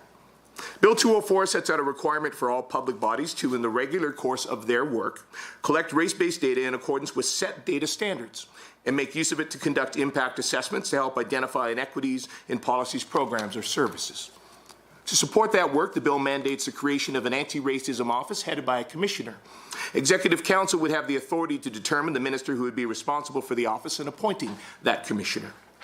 The office and the commissioner would be responsible for advising the minister on how to fulfill the act, building and maintaining relationships with Indigenous and other racialized communities, consulting with those communities, and in particular consulting with them on the development of the regulations governing the collection of the data and the implementation of impact assessments. The minister, in turn, would be required to consult with the Anti-Racism Commissioner, Information and Privacy Commissioner, and the Chief of the Alberta Human Rights Council before establishing the regulations governing the collection of the data and the scope, frequency, and timelines for public bodies to conduct impact assessments.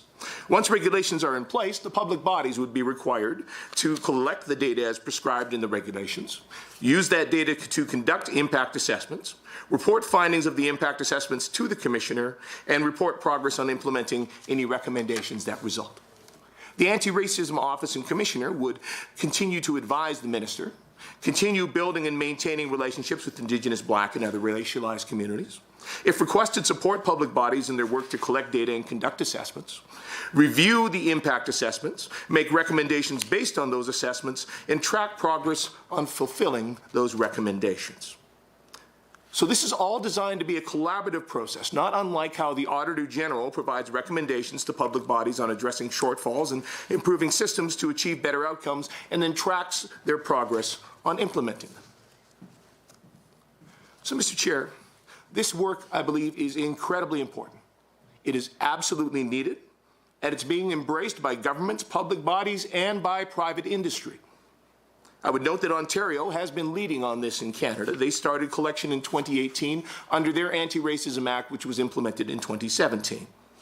That's allowed them to be ahead of the curve, and indeed they have provided some of the only Canadian data available on the disproportionate impact of COVID-19 on racialized communities, because they chose to collect it. We've seen data collected by the Ottawa Police show that they stopped Black and Middle Eastern drivers at disproportionately higher rates, and that has led to a multi-year strategy on diversity and inclusion.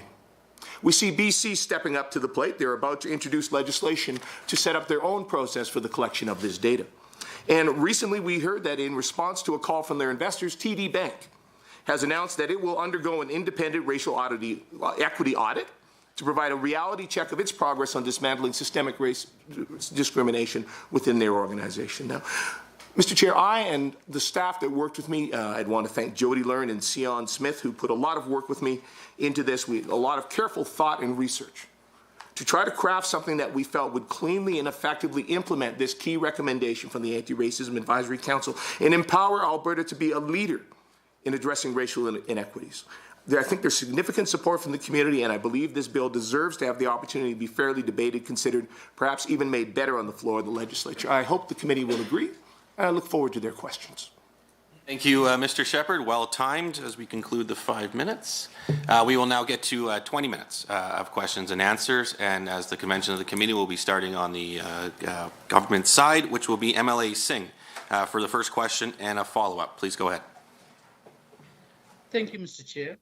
I would like to thank as well the member for Edmonton City Centre for being here with us and presenting his private member's bill, Bill 205, the Anti-Racism Act. I'm curious to know on the stakeholders' engagement regarding Bill 204. And what stakeholder consultations did you do prior to tabling this bill? And what kind of feedback, if any, did you hear from them?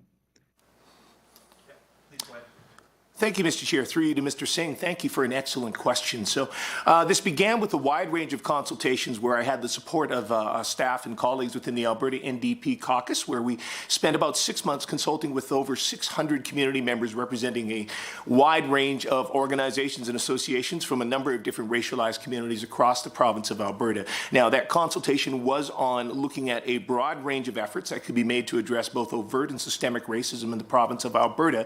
But I would note that what came up in every one of those conversations was the need to collect race-based disaggregated data as an essential part of determining what steps could be taken by government. You can't fix problems if you don't know where they are. This is what I heard directly from the community. And they said, so we need the data to measure so we can target so that we can have effective actions taken. That being the case, I then went on to consult with a number of folks across the province of Alberta in regards to how that process would look and how that would proceed. I spoke with some of the folks from the School of Public Health Advocacy and Research team at the University of Alberta, who had in fact reached out to me to advocate specifically on this issue.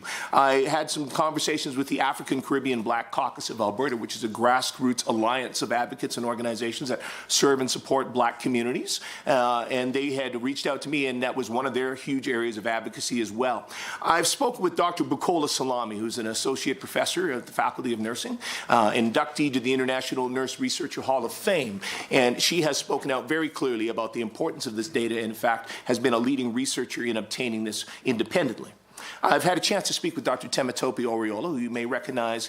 He's an associate professor of the Faculty of Arts in the Sociology Department at the U of A and was one of the folks that was a chief consultant for the former Justice Minister in his work on reforms to the Police Act, which I believe will be coming forward shortly, I'm hoping in the legislature. So certainly he was very supportive of the bill as well. More recently, since bringing forward the legislation, I've had the opportunity to talk about it, and I hope you can appreciate there are some challenges in consultation at times until you actually have draft legislation in hand. So that has meant that some of the consultation has only taken place more recently. But since having the bill in hand, I have had the chance to connect with Dr. Alika Lafontaine, the president of the Canadian Medical Association, and I believe the first Indigenous individual to hold that role. I've spoken with Dr. Melinda Smith, who is the vice provost and at the University of Calgary in Equity, Diversity and Inclusion, and a well-regarded expert in that field. I've had the chance to talk with representatives from the National Council of Canadian Muslims, Dr. Rebecca Sockbeeson, the Associate Professor in the Faculty of Education and Educational Policy at the U of A, herself from the Indigenous community and with a specialty in anti-racism in those areas, and with Irfan Chaudhry, the Director of the Office of Human Rights at MacEwan University. And what I've heard from every single one of those stakeholders, Mr. Singh, is that they absolutely support this bill and the collection of the data. Now, certainly, in many cases, I've also heard from them that, in fact, they would like to see the bill go further. They would like to see it strengthened. They would like to see greater teeth. So certainly I would see there to be an opportunity. There's also been some suggestions around some changes in some of the language, but certainly those would be opportunities we would have should the committee decide to allow the bill to proceed to the legislature where we could have those debates and look at those amendments. Thank you. MLA Singh, do you have a follow-up or was it covered? Thank you for answering. I do have a follow-up as well. Is your bill based on another province or jurisdictions? Can we compare with some provinces there and have their side of success story? Thank you, Mr. Chair. Thank you, Mr. Singh. Through the chair to you, another very excellent question. And as I noted, indeed, this was in part inspired by the Ontario Anti-Racism Act. That was the first place I looked when I start to sort of consider what a legislative framework for this might look like. So certainly we did take a lot of learning from that act, some of the structure, and certainly the process that was put in place where they passed the framework legislation and then engaged in very robust community consultation with racialized communities and a number of others on how to set up the data standards. I think recognizing that historically governments have not always been the friends of racialized communities, and the collection of data has not always been to their benefit. So I think it's extremely important that we have a very robust process to ensure that the data collection is handled well and that the use of that data is very carefully prescribed to ensure it is solely for the benefit of the community. So the Ontario Anti-Racism Act was a big part of this. We also did have a look at Nova Scotia, which does have a specific office. I forget the precise name off the top of my head, I apologize, but it is an office that looks at issues of racial discrimination. And so that was part of what formed our idea then for having an anti-racism office and commissioner here in the province of Alberta to help supervise and oversee this work once it was put in place. So I can say definitely that I laid out a couple of examples in Ontario where this legislation has been very successful. It has been operating for a number of years and has led to some direct benefits, I think, for racialized communities there. Thank you for that, Mr. Nielsen. You're up for a question and a follow-up. Thanks, Mr. Chair, and thank you, Mr. Shepherd, for coming to the committee to present your bill. You know, as an individual that has the extreme privilege and honor to represent a community that's incredibly diverse in Decorr, you know, those perspectives of some of the people that you've consulted with, I don't think I could highlight that any more significantly.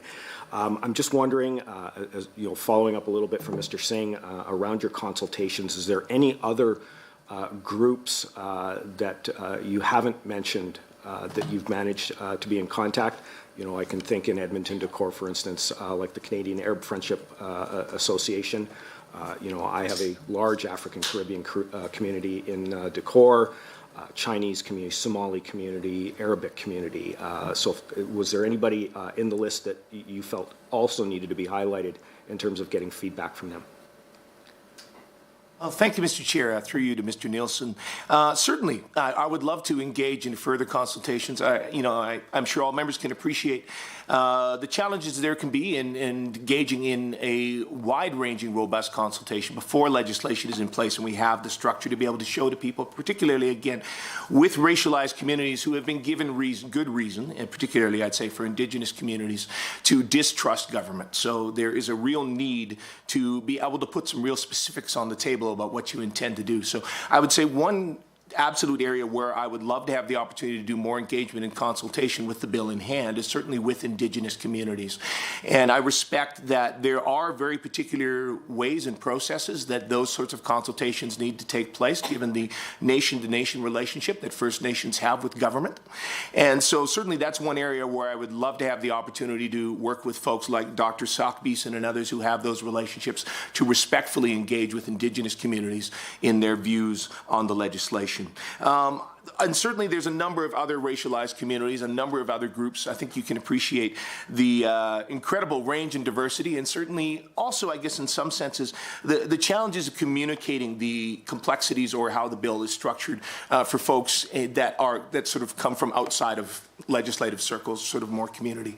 But certainly I would welcome any opportunities I could have. I certainly appreciate that in the conversation I had with the National Council of Canadian Muslims, or that they have offered indeed to help broker some further conversations to get further in depth with community. And certainly I would be more than happy if this had the chance to proceed for debate in the legislature to partner with government members in doing that work and bringing that conversation to their communities as well. A follow-up? Yes, I do. You know, you mentioned that some of the consultation that you embarked on some of it recently because you needed that legislation in hand. So I'm very curious, though, as to how long you've actually been working on this, versus, like you said, having that legislation in hand to be able to take to them. There's got to be more to it.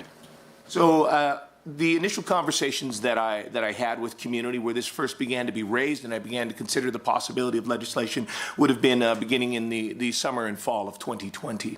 And I believe it was around that time, given the extended sitting that we had at one point without a prorogue, that I had my draw in the private members lottery. And so at that point I had determined that this was a direction I did want to pursue. As I said, it took some time for us to come around to having the opportunity to present, but it's been in the last few months that I've had the opportunity to engage directly with Parliamentary Council on the development and the drafting of the bill. And I should note also in that period, I forgot to mention in my consultations, I did have a meeting with Ms. Clayton, the Information and Privacy Commissioner for the province of Alberta, and some of her staff to discuss her views on how this bill should best operate to ensure the protection of privacy for folks in Alberta. Thank you for that. Anything else, Mr. Nielsen? No? No, Okay. that was the follow-up. That's right. Mr. Nixon, we'll go back online. You have a question and a follow-up. Yeah, no, I appreciate that, Mr. Chair, and thank you, Mr. Shepherd, for bringing support, your passion on this issue. I guess my question had to do with kind of getting into the nitty-gritty of the data points and exactly what data points are we going to be measuring. What does that look like? I'm wondering if you can kind of expand upon that for me and helping me understand. Absolutely. I appreciate the question through you, Mr. Chair, to Mr. Nixon. It's fairly basic. It is simply the collection of race-based disaggregated data. So literally this just piggies back on work that's already being done by departments. Certainly education, healthcare, the justice system, we are already tracking people's information with their interactions with programs, processes, and services. They are filling out forms. They are taking surveys. So this is merely the addition of one data point, and that is simply recognizing their racial or ethnic background or how they identify that. So it's really simply just that one piece of data being collected in all programs, processes, and services to allow us to have a finer grain when we begin to look at how each of those things may impact racialized communities. You have a follow-up? Yeah, I guess just thinking about, at least in my recent time just interacting with different cultural communities within my constituency, different race communities, it's not just a monolith community. The Black community is not all, and actually they these individual groups make it very clear we're not all one group. There's very distinct features to each group and each culture.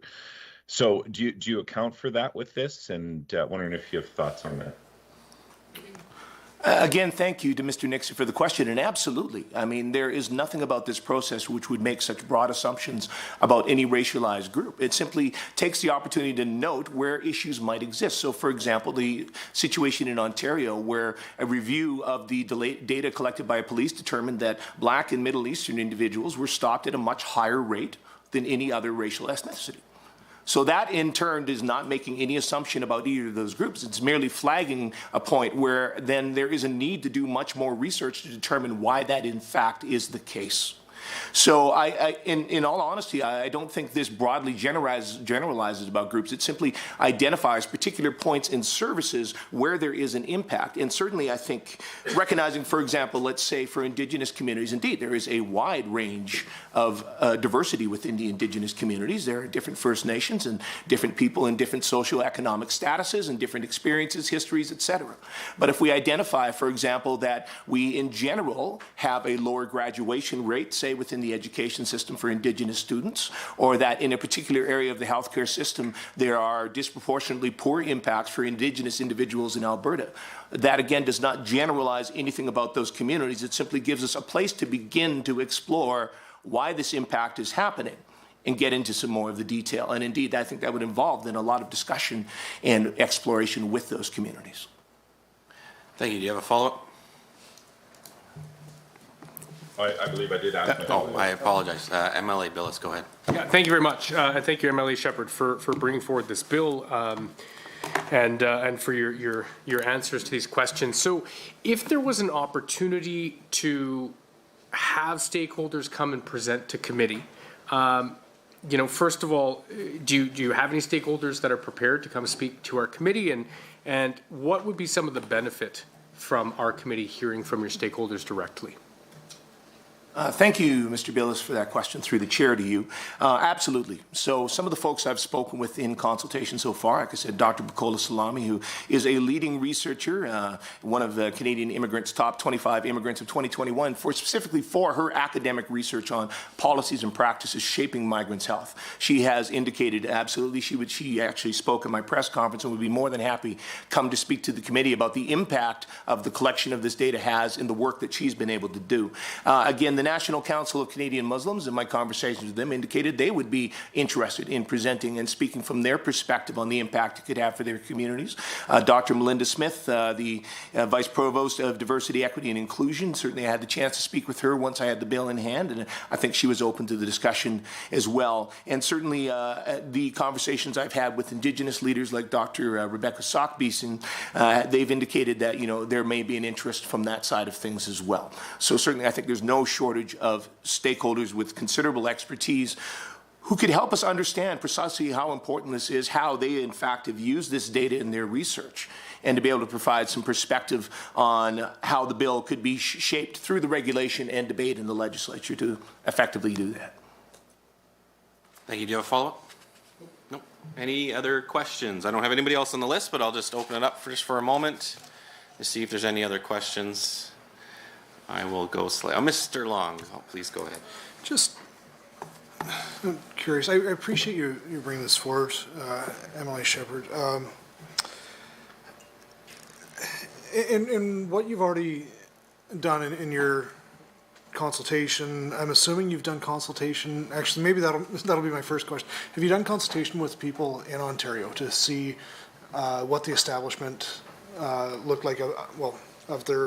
Of their act and how they're proceeding, and if there have been hurdles along the way? To be honest, Mr. Long, no, I haven't had that opportunity. So, again, obviously, as a private member sort of putting together a bill, it's challenging. I'm sure you appreciate as a private member yourself the limits on time and resources. But certainly that would be something I would welcome. Certainly I've had the chance to sort of review and read through the process, the data standards that were put in place, read up on that a bit, but I have not spoken with any officials in the public service or elected in Ontario. Okay. And then just sort of part of why I sort of started there, like, I'm curious about how we address the sensitivity around, like, for example, enforcement agency or public service agency requesting someone to provide their ethnicity. I would envision that there would be some sensitivity around that, and I'm wondering in proceeding how that would be addressed. No, I appreciate the question, Mr. Long. I threw the chair to you. I'd observe this is something we do already in many respects, and indeed our doing so is uncomfortable for some individuals. For example, it's very common to ask an individual's gender on a form, but certainly for those who are trans or gender diverse, they certainly find that can be triggering and traumatizing, but we maintain that, although, hey, we've been finding ways now to allow for a broader expression of that, I think a wider range, but we still recognize that is important and crucial data for us to be able to continue to provide services properly. So that to say, I think there is a way for us to find to approach this in a way that's respectful, I think, and is not intrusive, and certainly I think individuals should always have the option simply to choose to not say. And indeed, there was an excellent report that was released today from the College of Physicians and Surgeons of Alberta looking at issues of diversity and discrimination within the purview of their work.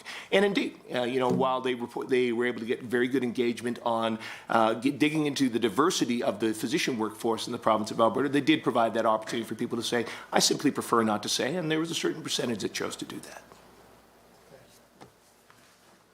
Thank you. Emily Sigurdsson, go ahead. Yeah, thank you very much, Mr. Chair, and thank you, MLA Shepherd, for your presentation today.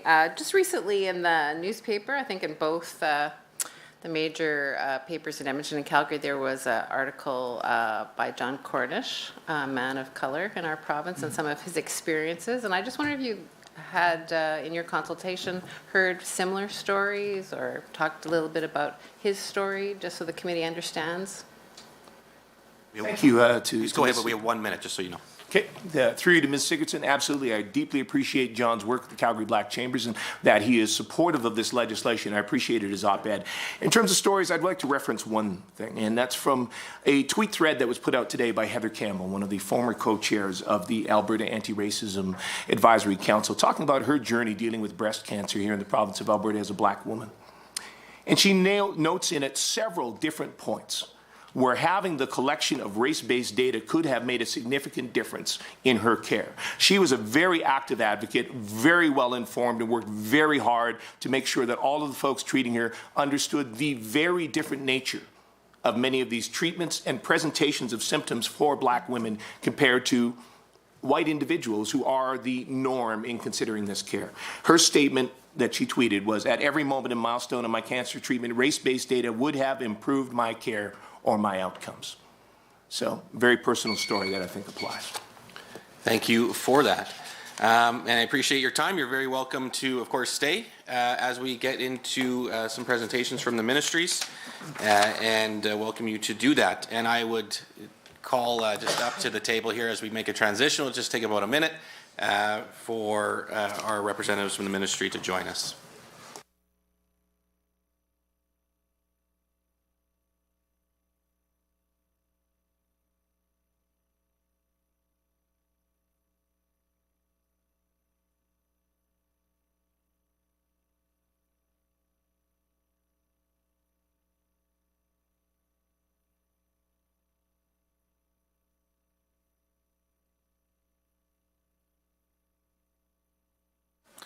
So just as the representatives settle in, just so you know, the technical briefing will be coming from the Ministry of Labour, Immigration and Service Alberta, and they will be providing a 5-minute presentation on Bill 204, and then we will have 20 minutes of questions and answer with them. So joining us is Michelle Evans, Assistant Deputy Minister of Workforce Strategies Division, Labour and Immigration, and Maureen Towell, Assistant Deputy Minister, Data, Information and Privacy Services from Service Alberta. So I will now turn it over to you for your 5-minute presentation, and the timer starts when you do. Thank you, Mr. Chair. I appreciate the opportunity to provide this short overview of Bill 204, the Anti-Racism Act. So as mentioned, my name is Michelle Evans. I'm the Assistant Deputy Minister for Workforce Strategies with the Department of Labour and Immigration. I'm here because Labour and Immigration is responsible for supporting the Alberta Anti-Racism Advisory Council and their related work. I'm joined today, as mentioned, by my colleague from Service Alberta, Assistant Deputy Minister of Data, Information and Privacy Services, Maureen Towell. I would begin by sharing some of our preliminary observations on the scope and intent of Bill 204. And as stated in the Act, the purpose of it would include supporting implementation of the Alberta Anti-Racism Advisory Council recommendations, the establishment of an office that communicates and coordinates with public bodies and communities on a provincial response to inequity and systemic racism, an intent to collaborate with racialized communities to identify and monitor racial disparities in the provision of public services, including those related to healthcare, justice, education, and labour market participation, and identifying, advising, and reporting on outcomes and indicators of racial equity in Alberta, including the collection of race-based data and conduct of impact assessments. In its goal to improve outcomes for racial equity in Alberta, the Act specifies certain obligations and the establishment of a number of entities. First, it would establish an anti-racism office as part of the responsible department and require that office be led by a commissioner who would be appointed for a mandate that would not exceed 5 years. The Act does not make clear the degree of independence the office and the commissioner are intended to have from government, as the office and its employees would be part of a government department. Next, the Act outlines several duties of the Commissioner, including things such as advising the Minister on strategies to fulfill the purpose of the Act, building relationships with racialized communities, making recommendations to public bodies, overseeing those impact assessments that I've mentioned before, and specifically on those public bodies' administrative instruments. The Act defines an administrative instrument as a policy, practice, procedure, or something similar. The Act doesn't define which public bodies' administrative instruments would be subject to its impact assessments, nor what those impact assessments would seek to determine or achieve. As such, the reach of the proposed office could effectively include all public entities and administrative instruments. So that means that there could potentially be tens of thousands or more of administrative instruments requiring review. There are regulation authorities included in the Act, regulation-making authorities included in the Act that may help outline a number of those details. I would, though, note that some of the potential duties of the office do appear to overlap with the role and function of the Alberta Anti-Racism Advisory Council. That council is appointed to advise the minister on how to implement and evaluate action items to combat racism. The Act also creates some mandatory obligations for the office, the Commissioner, to consult with the categories of groups and organizations. This would be prior to the government in turn consulting on the proposed regulations, and a number of people, including the Anti-Racism Office Commissioner, the Privacy Commissioner, and the Human Rights Commission. So there is a requirement as well to publish the results of those recommendations prior to enacting the regulations. The Act also puts the responsibility to conduct the impact assessment on the head of the public body. The Act suggests the public body may collect data in accordance with data standards and must report to the Commissioner the results of those impact assessments within 6 months of completion. Further, if the Commissioner makes any recommendations, the public body must also report on the implementation of those. There are a number of other activities the Act can require in terms of regulation authorities establishing parameters for the conducting of those impact assessments. That might include consultation, frequency of consultation, and methods and criteria for the evaluation. It also creates regulatory authority to establish data standards, proposes to permit authority for the collection and use of personal information, and creates an obligation for comprehensive review of the Act after 4 years. However, the bill does not define personal information and is not explicitly tied to the Freedom of Information and Privacy Act, nor does it contain any parameters for what personal information would include, how it would be collected, for example, voluntarily, for the purpose for which information would be collected or used aside from the notion of the impact assessment, and what protections or safeguards would be enacted to protect that information. So I'll end by noting there are a number of the elements of the bill as well which appear to address similar objectives to elements of the Alberta Human Rights Act. That act, as you may know, prohibits differential treatment on the basis of race and other protected grounds. So with that, Mr. Chair, I think I will conclude my overview with seconds to go. Well, that was well timed. I appreciate it. Now we will just move to questions. And the first person who threw their hand up online was MLA Nixon. And we'll put you on the list, Mr. Shepherd. MLA Nixon, please go ahead with a question and a follow-up. Oh, I apologize. That my hand was up from previous. I forgot to take it down. Okay. It's been 2 years doing this, Mr. Nixon. You got to be quicker with your hands. MLA Shepherd, you're up next. Thank you very much, and thank you for that review. I certainly appreciate your highlighting some of the areas where there may, in fact, be room for improvement with the Act, and certainly I'm personally open to that, and should it have the opportunity to proceed to the legislature, we'd have the opportunity to delve into that. I just wanted to start then with your note about the lack of clarity, I guess, regarding the independence of the Commissioner from government. So certainly in the drafting of the legislation, that's something that we considered. Certainly the choice to place it, I guess, within a ministry of government as opposed to trying to make it an independent office was intended to indicate, I guess, that they would have that work under the minister and remain under that. Certainly their budget would be controlled, but would have, I guess, some independence in being able to choose when they wanted to go out and speak with the community, talk to community, communicate. What are your thoughts? Are there examples, I guess, of how the legislation could be better structured to indicate that intent? Yeah, thanks to the member for that. I think it's always difficult for me to comment on sort of better ways to construct the legislation. That'd be a bit of a policy consideration, but certainly I can speak to sort of the intent of it being something that we would want to make sure is reflective of the intent of the independence. So that's something that we could further discuss as a policy consideration for sure. Yeah, may I have a follow-up, Mr. Chair? Yes, go ahead. In follow-up then, let's broaden that out a bit more generally. So you've identified a couple concerns there regarding, I guess, the lack of clarity regarding the independence of the Commissioner. You talked about, I guess, the generality, I guess, of the talking about public bodies, administrative instruments, that fact that that's left to regulation. As you also noted, I guess, the potential of some overlap with the Advisory Council, with the Alberta Human Rights Act. Are any of these things that you think are obstacles to the legislation actually being able to be functional? I mean, are these things that could simply be addressed through some amendments to clarify these issues? So certainly what I could say is there's a number of ways to enact and structure offices or structure those kinds of conversations.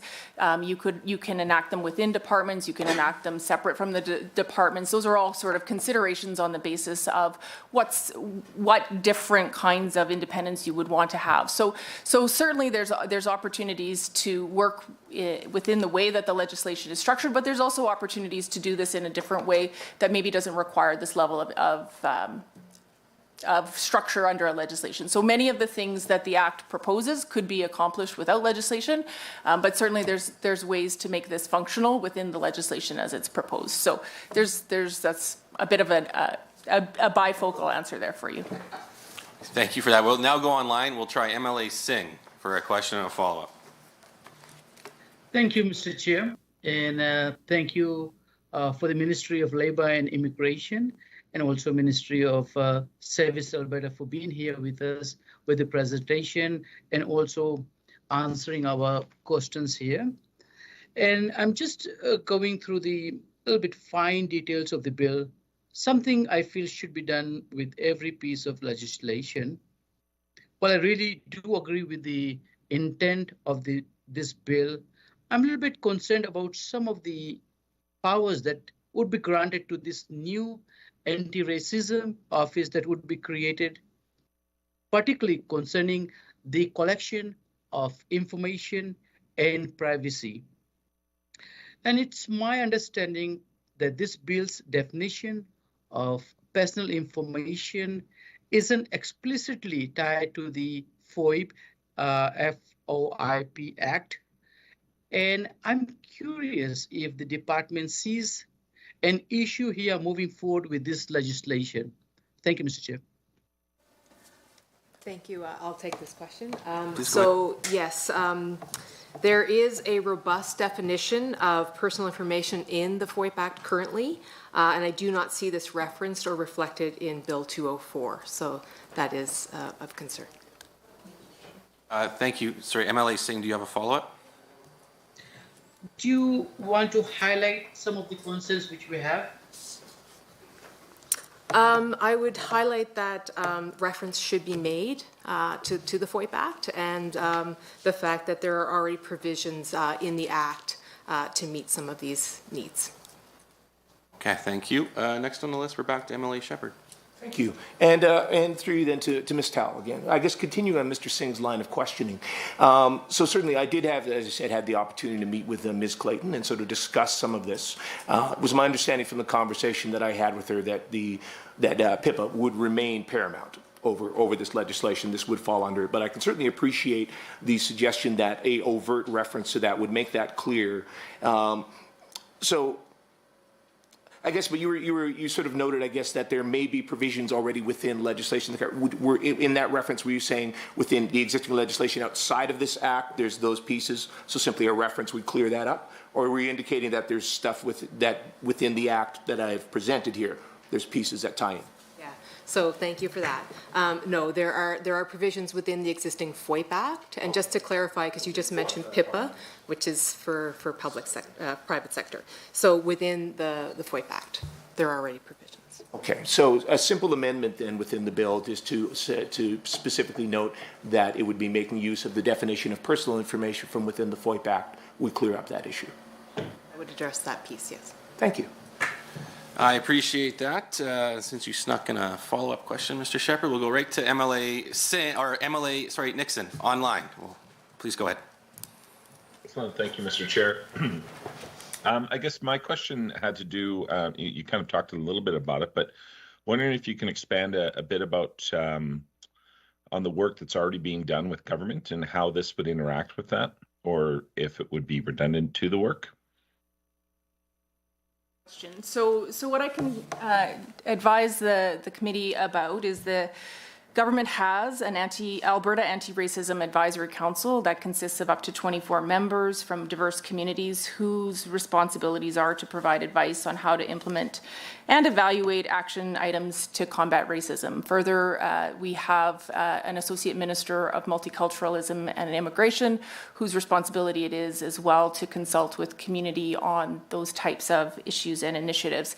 And finally, my team is established to support those initiatives, and so there are department staff that are already allocated to support anti-racism initiatives across government in terms of those types of activities. Thank you for that. I don't have anybody else on the list. Mr. Nielsen. Sorry, can I have a quick follow-up? Oh, I'm sorry. Go ahead. Excellent. Yeah, sorry. And so we talked a bit about what we're doing in our government. Wondering if you can or acknowledge what other provinces are doing, if they're doing something similar to what's being proposed here today, and if we know anything about the success of those programs. Yeah, thanks for that question. And I think MLA Shepherd outlined a number of jurisdictions that are proceeding with various different options.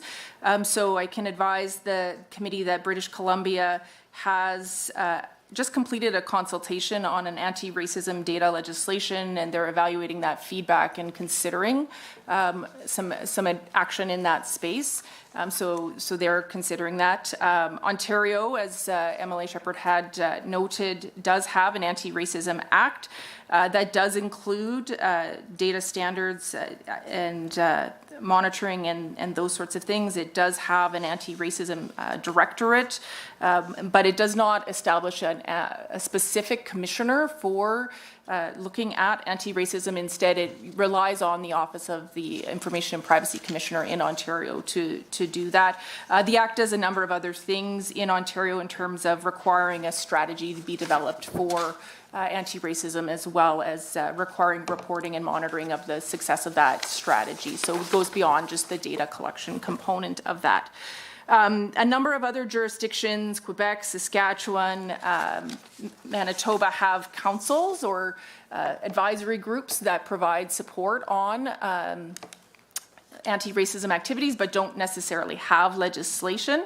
And Nova Scotia has just recently considered, and I believe passed just this week, a Dismantling Racism and Hate Act. So that, again, is an act that defines an ability to consult, some data standards, and we're just assessing that act as it's been passed in the legislature there. But Nova Scotia's had a long-standing action plan around anti-racism and an Office of Equity and Anti-Racism Initiatives. So we're looking at that as a potential practice. I would also note the federal government has an action plan for anti-racism, and that the Statistics Canada has a plan to implement disaggregated data standards to support the consistent collection and use of race-based data. So Statistics Canada is actively pursuing some work in this space that will be very helpful for us as a jurisdiction. Thank you. Mr. Nielsen, you're up. Thanks, Mr. Chair. I just wanted to circle back for further clarification around PIPA that MLA Shepherd and MLA Singh were asking. So, FOIP, thank you. So many acronyms, it's hard to keep track of them. So if there was a specific amendment to the bill to include reference to that, that would solve that concern? Yeah, so thank you for that. I don't know if that would be required. Like I said, there's already provisions within an existing act to address this data collection. Yeah, please go ahead. Nothing currently in the bill's form that would prevent us from potentially amending it and possibly solving that? Yeah, maybe I could say, so there's nothing that prevents you from solving that. I think there's nothing either that requires you to have the collection of race-based data as part of a separate act. The FOIP Act does already permit government departments to collect, use, store, and disclose this type of information. So we don't need additional legislation to be able to do this. This particular proposed legislation makes it very clear that that's an intended part of government's work if that was something government wanted to proceed with. So we don't need legislation specifically to collect race-based data.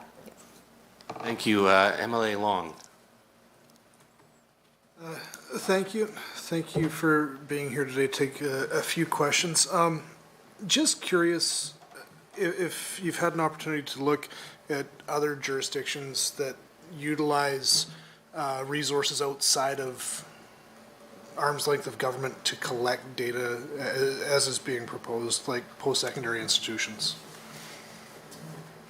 So Emily Long, I think the question, Mr. Chair, is related to are there other institutions and organizations working on this? And I think the answer is yes. There are certainly a number of different initiatives across our public sector institutions, across our health system, education system, our justice system that are working to try to do this better. Certainly diversity and inclusion and the intent of this legislation is something that is very important and something that, there's very laudable work here that if we can get better information and data, we can certainly improve and benefit our programs. So there are a number of initiatives already underway in many institutions across Alberta. Thank you. Have a follow-up? So, given your role with government, without putting your job on the line, can government do it better, or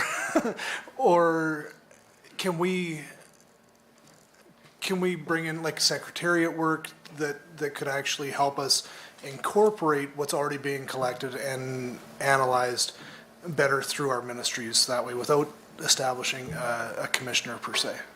So, that's what I would always say is government can always do better.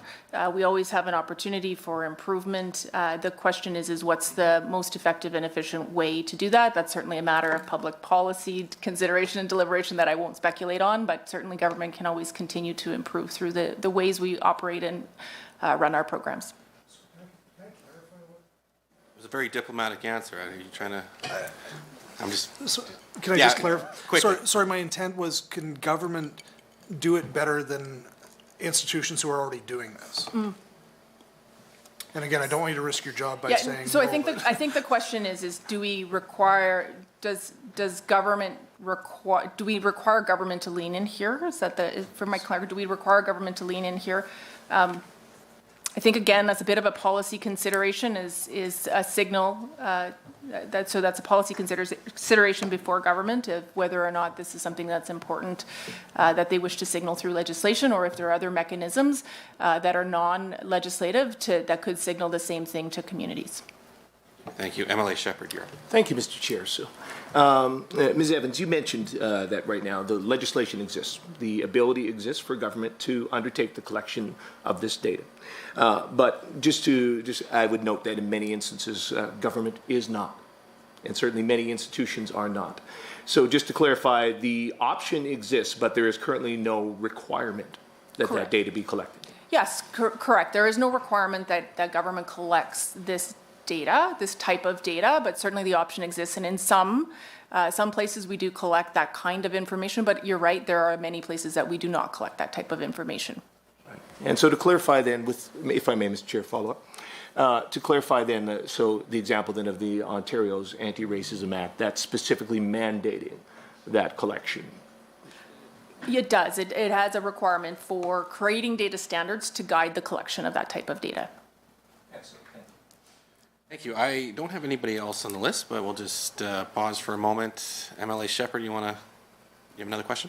Yeah, thank you. Please go ahead. Just to clarify one more thing, I think this was kind of asked, but I just want to clarify one more time. And again, I really appreciate your time and expertise here. So you've noted again that, there are, I guess, some concerns that you've raised.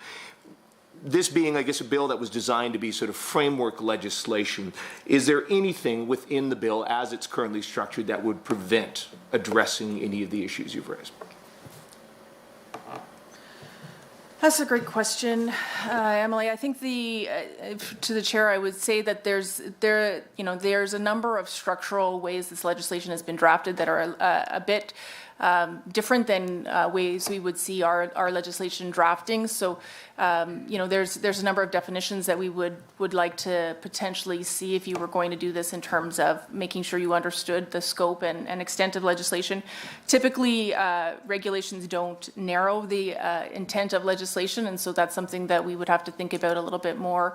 The way that this legislation is drafted, the regulations are potentially would limit the scope of the act. So there's just some things that we have some further questions on, but it's always possible to work with legislation as it's drafted and amended.